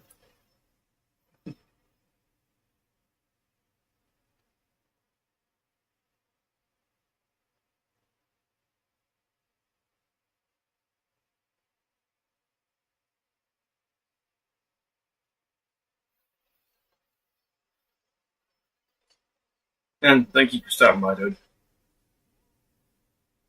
No, I don't get offended when y'all don't speak English. It just makes it a little bit harder for us to communicate, that's all.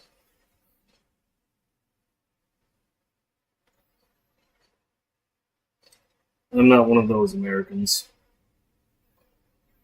Thankfully.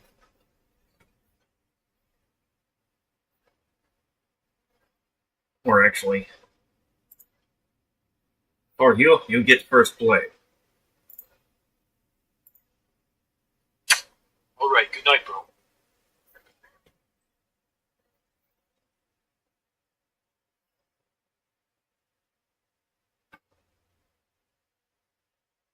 Things started off a little sideways, but you decided to be chill. Points, man. As for Vodoy Gavax, I probably just horribly fucking butchered that, and I apologize. Like I said, I don't read the language or speak the language, so all I can do is try. Alright, onward. Well, pardon me if I review that comment. I found that my experience with the Southern District of New York, prosecutors like Thomas McKay, Nicholas Ruse, the ones that were high-fiving when I ultimately accepted the plea. Remember, I was given 48 hours from the first time ever speaking to. I find the Southern District of New York, Kazami is now making like $10 million a year in private practice working for a major Fortune 500 company. Jeffrey Berman, I have no idea. If they all fell off the fucking planet tomorrow, I wouldn't give a flying shit. They're all fucking corrupt, those four, and the others that were working. They knew that it's, that my tax evasion case, yeah, there was a mistake. A first-time offender ever, guy who's paid over $20 million in taxes, never filed a late tax return, business, no overseas nominees, they shoved that plea demand up my ass so far by going after my wife. I had 48 hours from a Friday at 5:30. First time I ever heard from these motherfuckers. First time. It was either you accept the plea or we file an 80-page indictment against your wife. That's fucking dirty shit to me. That's blackmail. Have we forgotten the term as a people?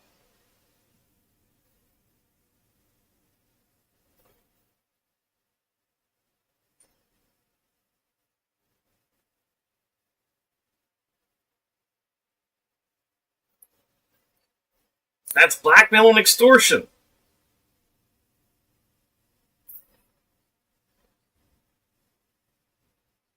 Michael, that's blackmail and extortion. Have we forgotten what these things are as people?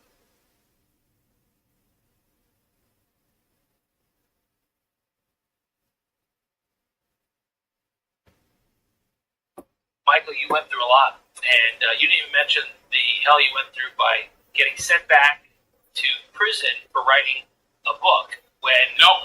I got sent back because I refused to waive my First Amendment constitutional right and not agree to publish my first book, Disloyal. Right. Meanwhile, Paul Manafort was let out when you were sent back in, and that was miscarriage of justice. So I hear you, Michael. Not a miscarriage, by the way, David, not a miscarriage enough that the Supreme Court would hear the case on the writ of certiorari, despite legal geniuses like Lawrence Tribe and others turning around, like my Gilbert firm in D.C., and others turning around and putting forth the writ of certiorari that was backed up by a multitude of amicus briefs. Well, I'll tell you this, Michael. Look at how you're doing now. You've got a very popular podcast on the #1 podcast in the country. I'm going to go get some water. Now, the Midas Touch Network. So, it took a while, but I think you have done very well for yourself, my friend. I'm just not sure that Almost that first time. I'm not sure you ever get past 51 days of solitary confinement or 13 months of being abused, away from your family, not to mention the financial devastation, not to mention the loss of my law license, not to mention the loss of my businesses and so on.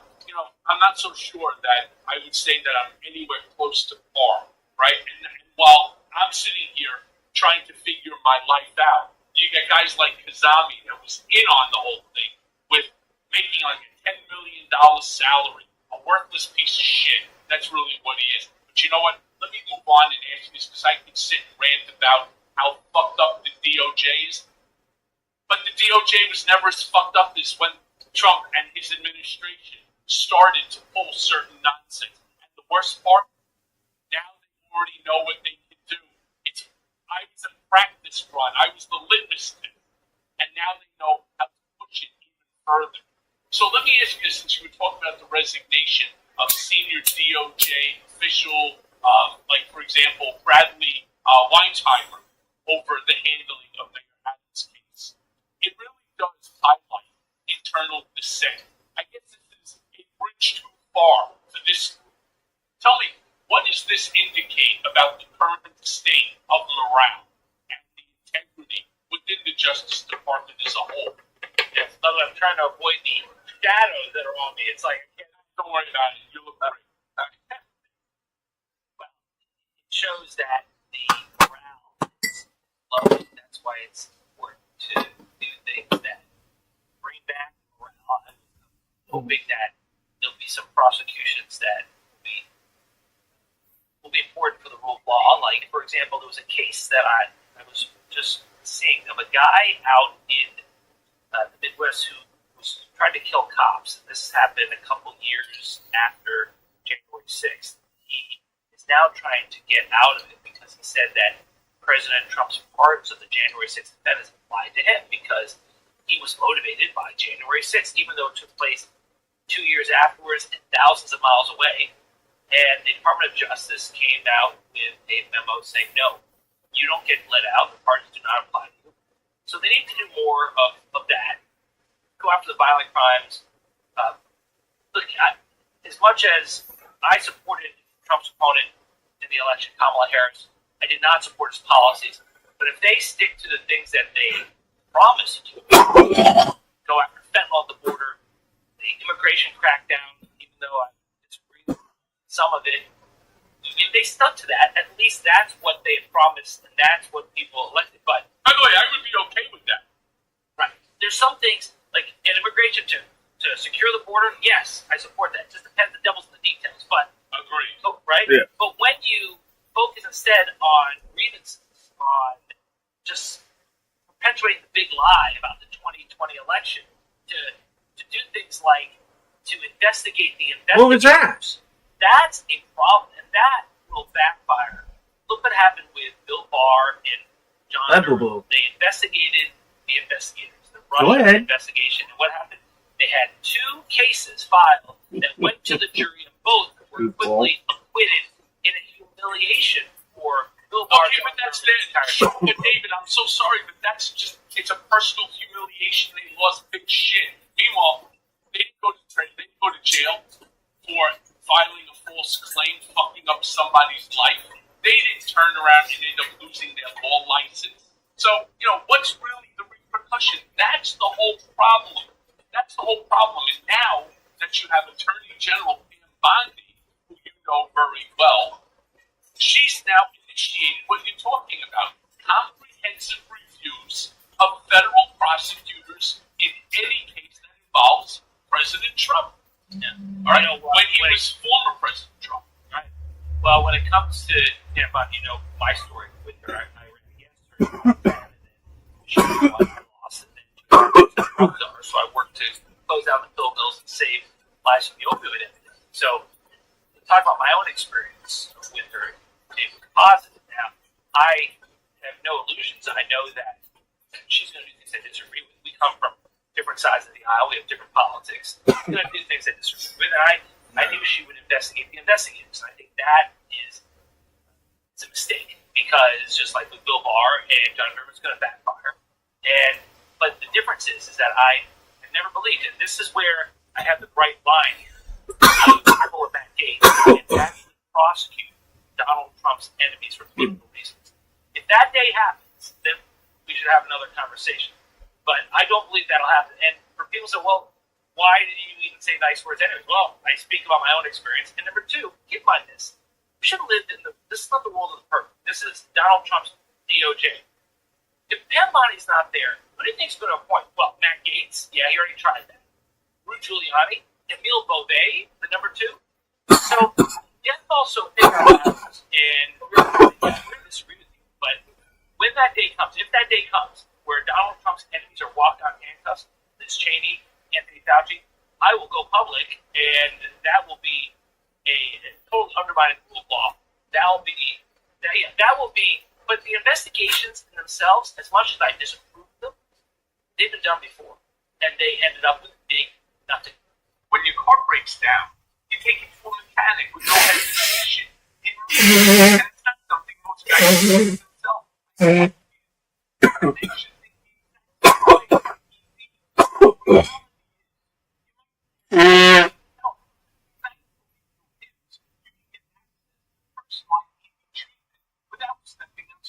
I wanted to say though, let's be real. This could still very well happen. Yeah.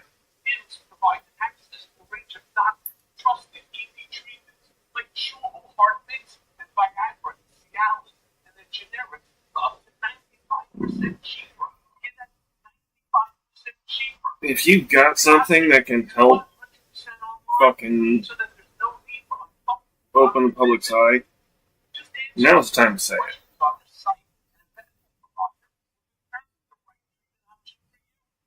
Before the motherfucker gets so much power that your life's in major danger.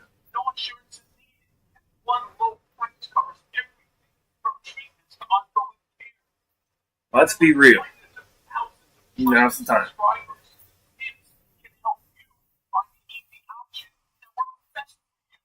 So start your free online business today at hins.com/open. That's HINS.com/open. For your personalized EV treatment option. That's hins.com/open. And the product mentioned in June products should not be provided or verified by safety or effectiveness by the FDA. Prescriptions require online consultation with a healthcare provider or determine restrictions apply. See website for details and important safety information. Subscription required. Price varies based on product and subscription plan. I understand, but here's what most people don't understand. I do because I lived through it. Alright? While you're going to march out there in opposition to any action that AG Bondi does within which to prosecute the prosecutors that went after Trump, they're being handcuffed and shackled and processed and stripped nude and told to bend over and spread your ass cheeks and lift your balls. Oh my goodness! Or spread your legs. It's because this shit happened to me. Not once, not twice, more than that. And you know what? You lose everything. Who's paying for the legal fees that these folks are going to have to go through? Because government has unlimited resources. And who's going to be defending them? And whose stress level goes through the roof because they need to defend an action against the Attorney General of the United States in a prosecution. It's unfair. The playing field is unfair. But the real question I want to ask you is, what message does this whole thing in its totality send to the American people about the DOJ's stance on accountability? There is none. Yeah. It's important that the Department of Justice distribute the law equally without fear or favor. And what it looks like that if you're playing ball like Eric Adams, you can get treated differently. That hurts the rule of law, that hurts the DOJ, and that's why Emile Beauvais made a real mistake here. Because if he wanted the case against Eric Adams, they could have found a reason within prosecutorial discretion that said, here, it's an evidentiary problem. Here, it's a law problem. The Supreme Court has changed the law on public corruption. But he did the opposite. He said, it's not about the evidence. It's not about the strength of the case. It's about the fact that we need him to implement our immigration crackdown. So that's the problem. It is an explicit quid pro quo, and that's why you saw the 7 resignations. That's why you see this whole controversy. And it could extortion. Until, of course, you have Elon Musk say that Donald Trump as president of the United States has total authority within which to determine the rule of law and how it should be interpreted. And according to him, that's how the Constitution works. Somebody needs to send that guy to constitutional law class. I had my constitution somewhere around here. Always keep a I have mine too. right? Always keep a little portable constitution around here somewhere. It's important because people. Oh, here it is. Look at it. There it is. There it is. The Constitution. It's because people don't read it. They don't know it. You have Elon Musk saying things like, and J.D. Vance said things too, that the executive branch can ignore the courts because the executive branch doesn't have jurisdiction over the courts. Excuse me, the courts don't have jurisdiction over the executive branch. That's still no. totally false. It's called checks and balances. It's in the Constitution. You should check it out. So a lot of this could be avoided if people just read the document they claim to love and adore. When it comes to the Constitution, you have a separate co-equal branch of government. And one of the branches of government that's been largely silent, that shrunk, is the legislature, the legislative branch, Congress. Where have they been? Why is it that 7 people in the Department of Justice, conservatives who resigned, have more courage than just about anyone on the Republican side in the U.S. Senate? Because they are fearful of losing their jobs, losing their power, having Elon Musk who said that he will primary anyone based upon Trump's directive that does not agree with Trump's agenda or does not promote his agenda, which is exactly why you are seeing everyone from Kash Patel to Pete Hegseth all the way down. You're seeing them all being confirmed for their nominations. All right, plain and simple. Now that is why, Michael. That is. It's the threat of exactly why. Putting $25 million in your primary opponent's account. This is different than Trump in the first term. People could go straight from him and not worry that they're going to necessarily face a well-funded primary opponent. Now, that's the threat. Elon Musk has had such an impact upon the way that you're right. The last 30 years, our government, and not in a good way. No. I will tell you personally, from a personal standpoint, I wish to God that all this shit that would happen now as opposed to before. Because I guarantee you, Trump never would have allowed me to testify, never would have pushed me to testify, and never would have allowed the subpoenas to stand. Because according to Trump and others, including Vice President Vance, they have the right within which to ignore a court directive and actually rip up a subpoena because the president doesn't agree with it.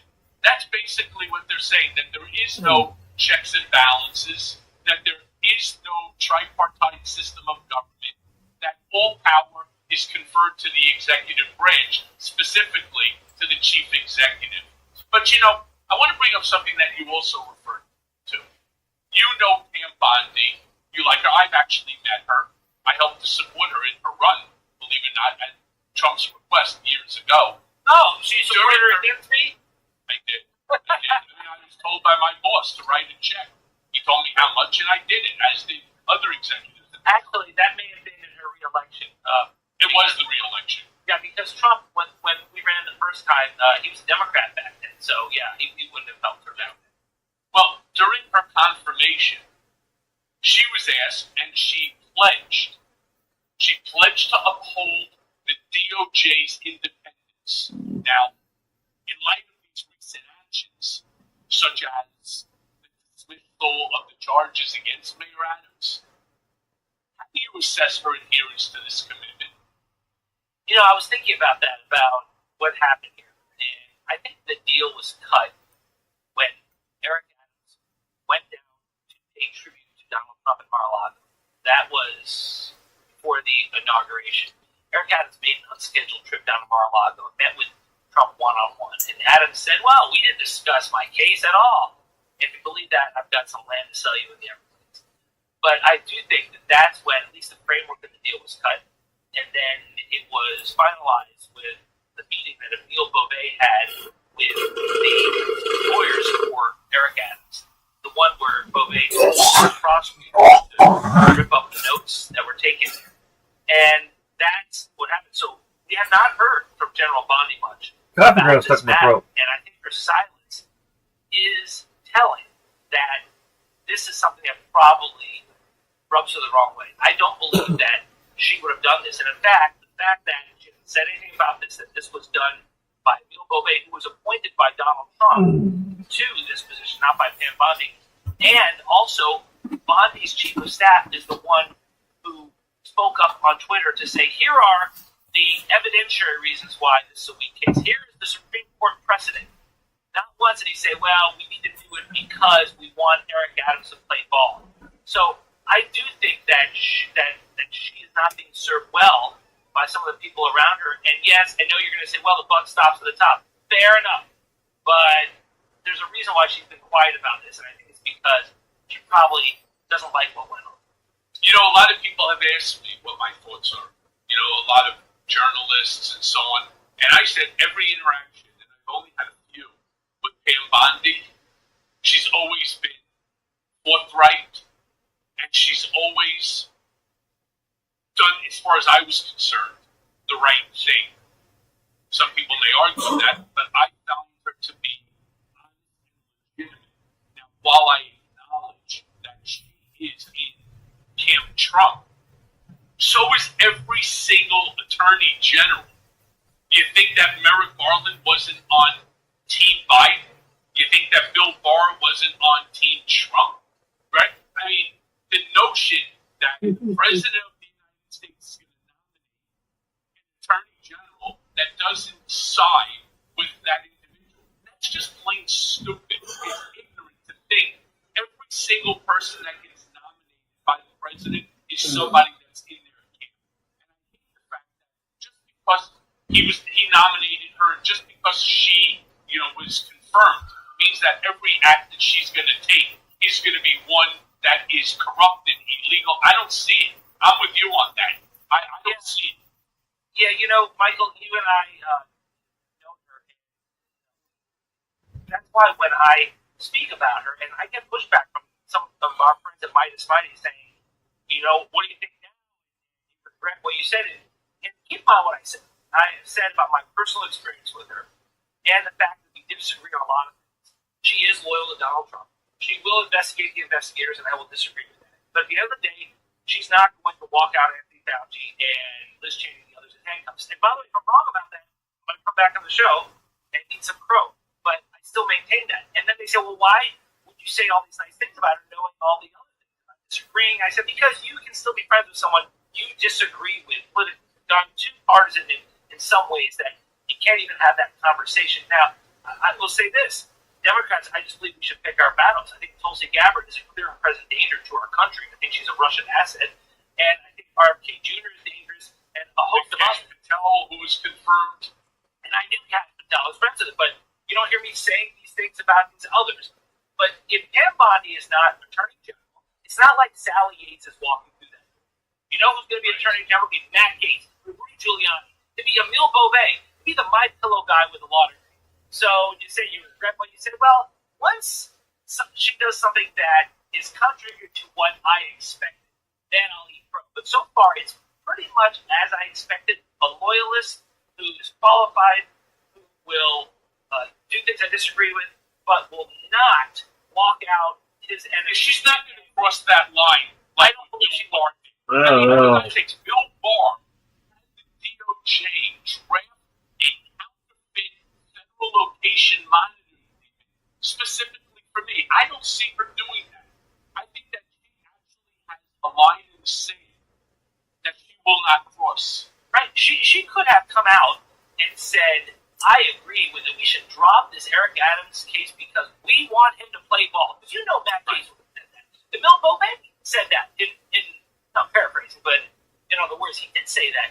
And Bonnie's remained quiet about that. And I was doing the show, with Laura Coates, and she said, aha, the silence is telling. And I got cut off, so I couldn't respond. But my response would have been, are you living in a fantasy world? I mean, if you're expecting her to come out 10 days on the job and say, I disagree with this, I'm resigning, or to get fired, come on, that's not how it works. I know. It's not.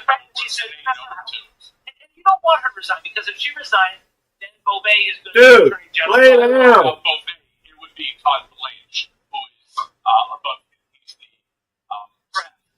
I don't know too much about I've never met Todd Blanche. I don't know much about him. Todd Blanche actually worked. Todd Blanche actually worked at the SDNY in the fraud and crimes division. He actually had a very good reputation. Listen, we sparred not once, but more than that, twice. during the trials. So because I was there for both the AG and the DA. My understanding from people And you knowing, eat breakfast. including like my lawyer, Dr. Perry, they always say Fairly thinks the same way that you say good things about Pam Bondi. She says the same thing about Blanche. I wouldn't be shocked if the reason that Emile Beauvais signed off on it because Blanche said he won't do it. It's interesting. It is interesting that a lot of the bad things, the really terrible things that happened, the pardoning of the 1,500 Hey, insurrectionists. you can grill that. That's on you, happened little girl. before Pam Bondi got to the Attorney General's office. This deal with Eric Adams, that was You still got that to her. And get wait until tonight. It's really awful things that have been happening. And I know some people say, well, she has that investigating the investigator thing. Yeah, I knew she would. I disagree with it. I think it ends in nothing. But yeah, there's some things I would disagree with. And as far as Danya Perry, my old classmate from college, she's as good as it gets as a lawyer. Someone who's integrity. Yeah, and I was in the office when you were prepping with her. I came in to say hello when you were prepping with her. I remember. The testimony of your life, which you did a great job on. Yeah, well, thank you for that. Hey, speaking about testimony, you saw that the Trump administration, they've done it again now. They now have barred the Associated Press reporters from the Oval Office, from Air Force One. And they did it for what I would estimate to be one of the most ridiculous reasons I've ever heard. I can't believe it's even fair and proper. It's due to the Associated Press's refusal to adopt the term Gulf of America instead of Gulf of Mexico. It's not fair. It's not proper. Imagine that. They don't want to concede that with a Sharpie and an executive order that you could change what has been historically, first of all, it's owned pejoratively by Mexico and Cuba. Donald Trump with an executive order could change the name of a body of water that we technically don't own. My question to you does anyone own that body of water? Yeah, well, it's controlled and by Mexico and by Cuba. And I think together they have like 56% of the waterway. I mean, it's just some historical fact, right? U.S. Navy would have a word probably with that. You know, they're not deferring to Mexico or Cuba or anyone on control of that waterway. But I think it is petty to go punish the AP because they won't write Gulf of America. I mean, come on, that's what we're focusing So my on. question to you, right? But my question to you here is, how do these actions align with First Amendment protections? Something that I know a lot about. And what precedents might they set for press freedom?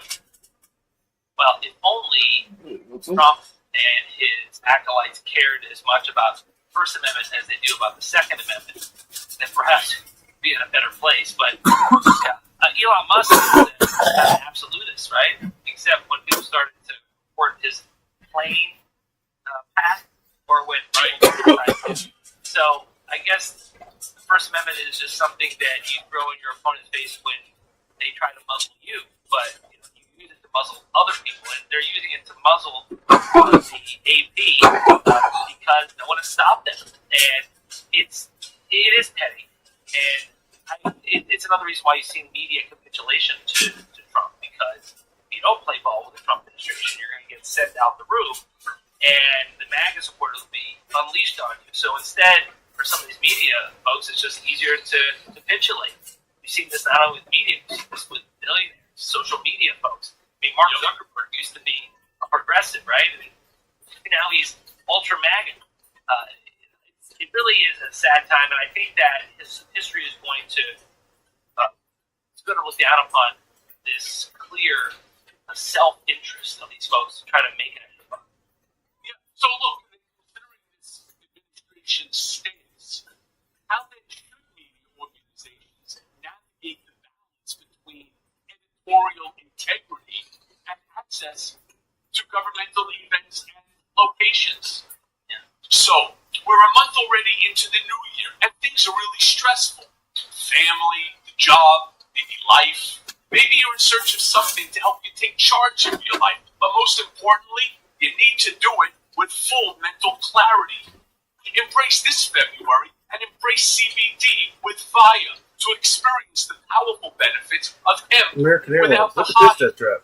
Trusted by over 500,000 happy customers, Via is the Swiss Army knife of wellness, dedicated to harnessing the natural benefits of hemp to create high-quality wellness products. Via's collection of THC-free products, it combines minor cannabinoids like CBD, CBG, and CBN with botanical supplements for targeted effects that you can actually feel. So whether you're looking to improve your sleep, your focus, or relief, Via has something for you.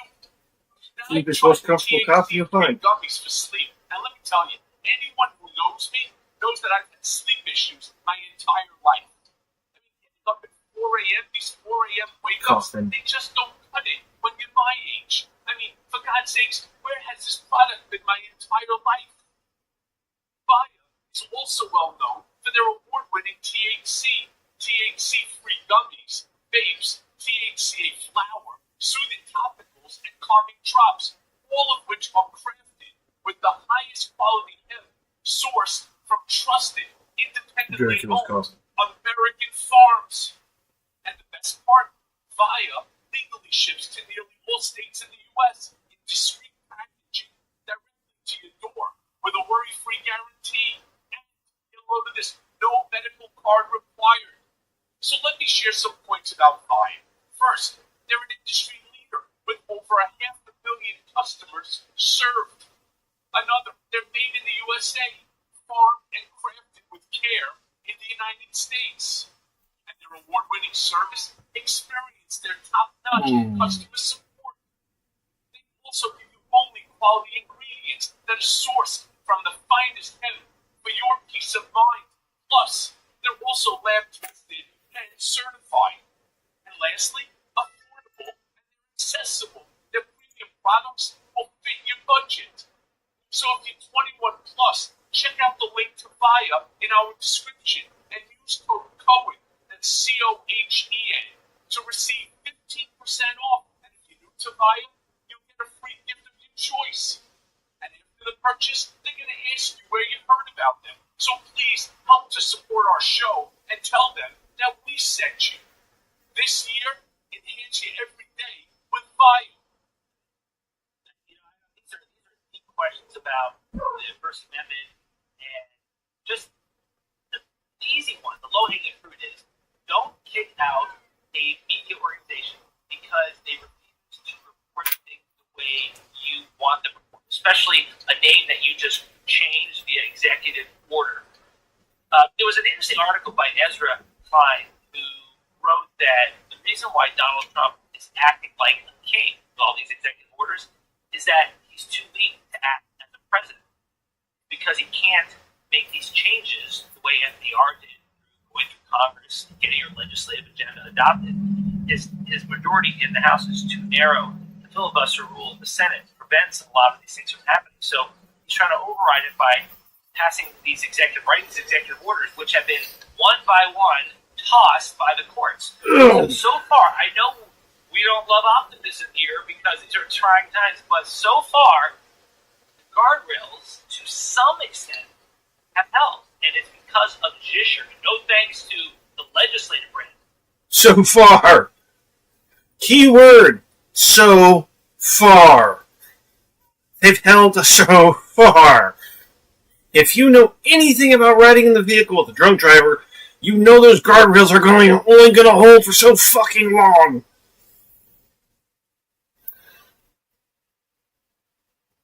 Yeah. Because of the judiciary.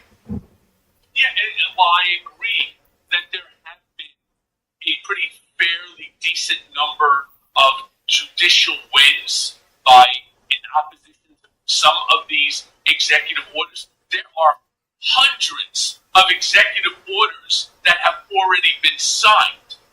Hundreds. So how many have actually gone to the courts? How many have already been determined? And so on. And it's just a handful. A dozen. So why does Trump like to be king? Because he doesn't want to be told what to do. He has an agenda in his mind that's predicated off of Project 2025, something he claimed he didn't know anything about. Didn't know who wrote it, even dozen of the folks worked for him. They never read it. He had no knowledge of it. Meanwhile, these executive orders look like they're taken out of pages from Project 2025. I mean, including this entire dismantling of the federal workforce. We have seen steady economic growth. We have seen job reports that have exceeded expectations that was under the Biden administration. Along comes Trump and Elon Musk spearheading these efforts under DOGE, which some of the things that they're saying are so petty, they're so ridiculous, like $40,000 in a grant in order to understand, for example, climate change in Sri Lanka. 40 grand, you know what you're talking about? It's like 1/10,000% of our budget. Imagine that. $40,000.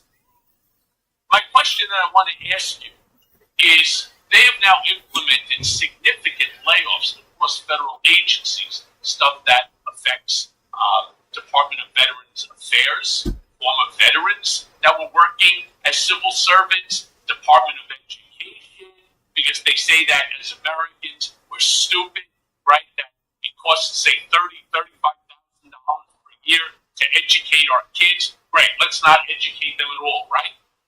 That's not that bad. They want a ignorant class that will just basically listen. 35,000 a year? That's not bad. That's not bad at all.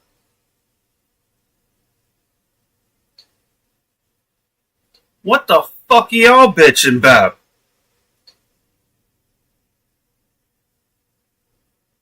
Other than the fact that it needs to be fucking fixed, it needs to be a united fucking curriculum based on fucking facts.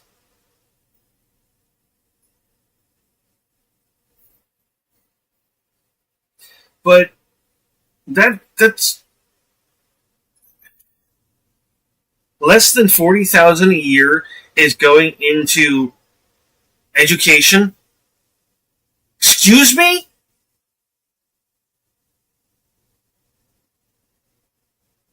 How are we paying for these teachers?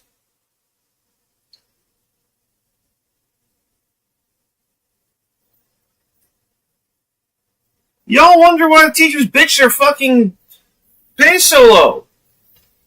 Well, that'd be a damn good reason why.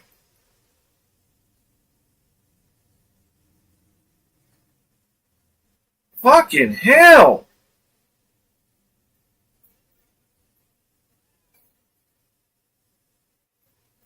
No wonder we have so many people that don't have a clue about half the shit.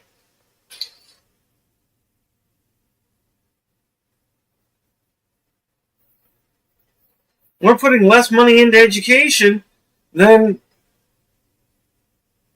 we were, than someone who is middle class gets a year. We're putting equal time span. So what the fuck is this?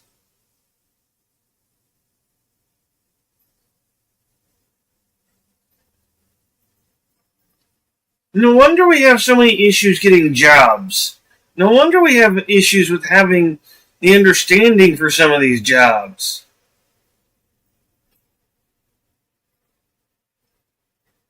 It's not the fault of the people, it's the fault of the fucking government not doing their job.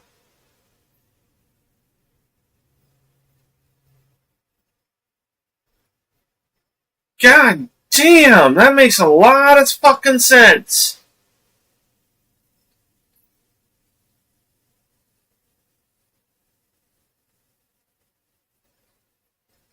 And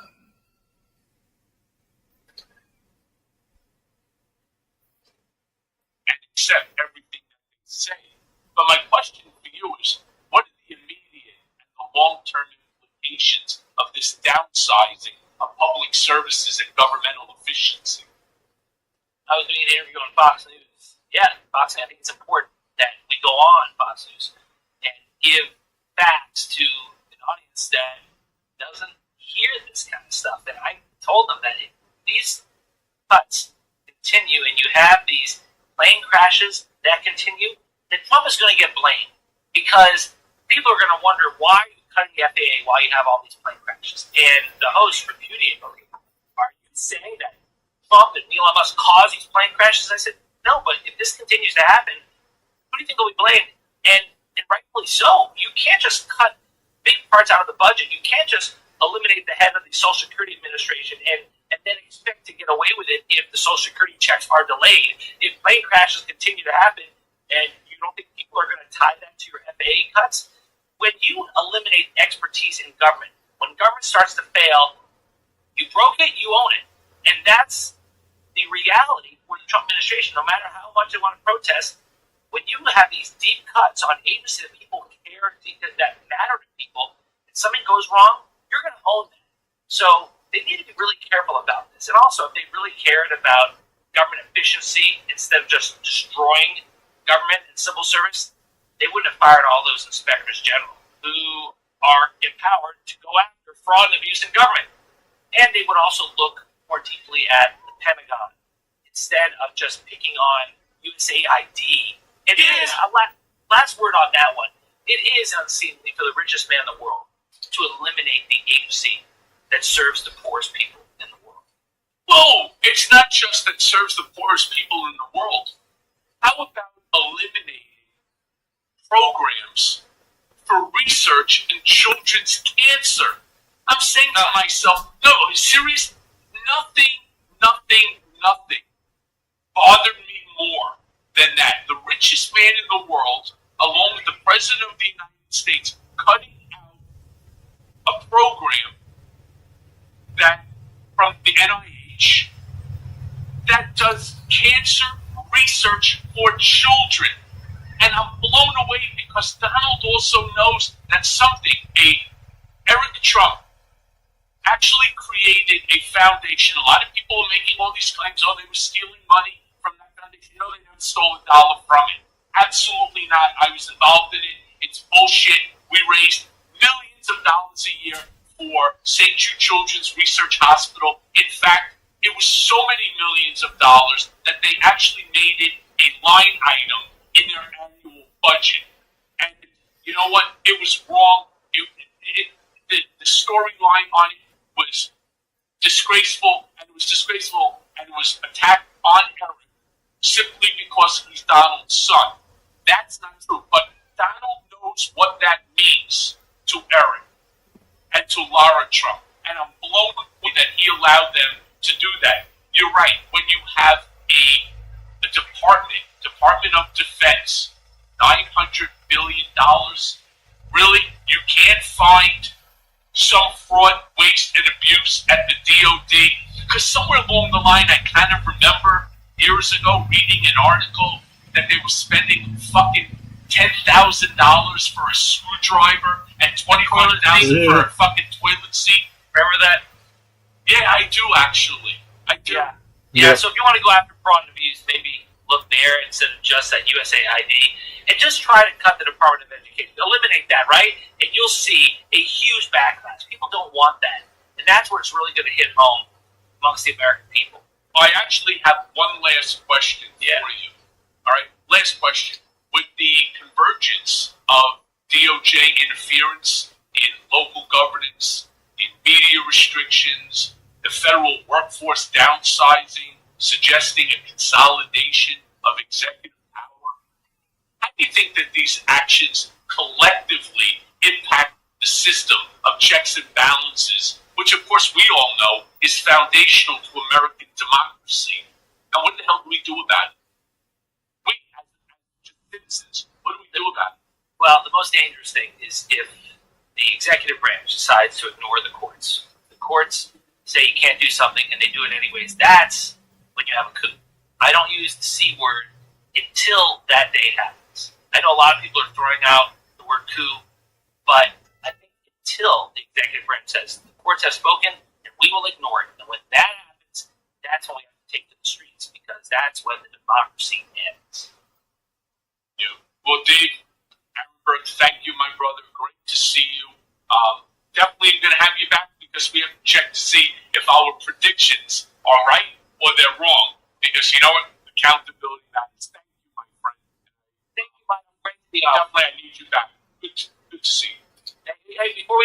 one last thing. It's all about the youth. It's Lay all down, about the Bobo. youth. So much time, I buddy. have it in my office if you can see it, but yes, love the Canes. Thank you, Michael. Be well, my friend.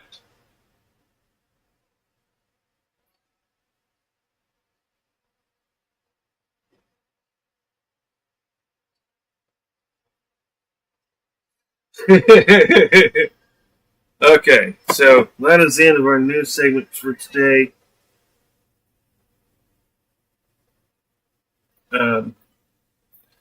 It's going to be time to get ready to go out for the day.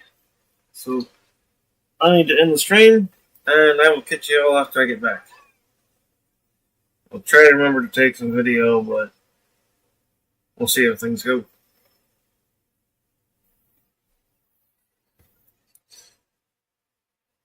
So, I'm OMG, and this was the morning news clips, as well as our typical chit chat. If you want more, you can catch me every morning, or at least almost every morning. I tried. Just a heads up for those who aren't aware, I do tend to have Russian trolls that come in. And yeah, just be leery. Till next time, everybody. This is me, Jay.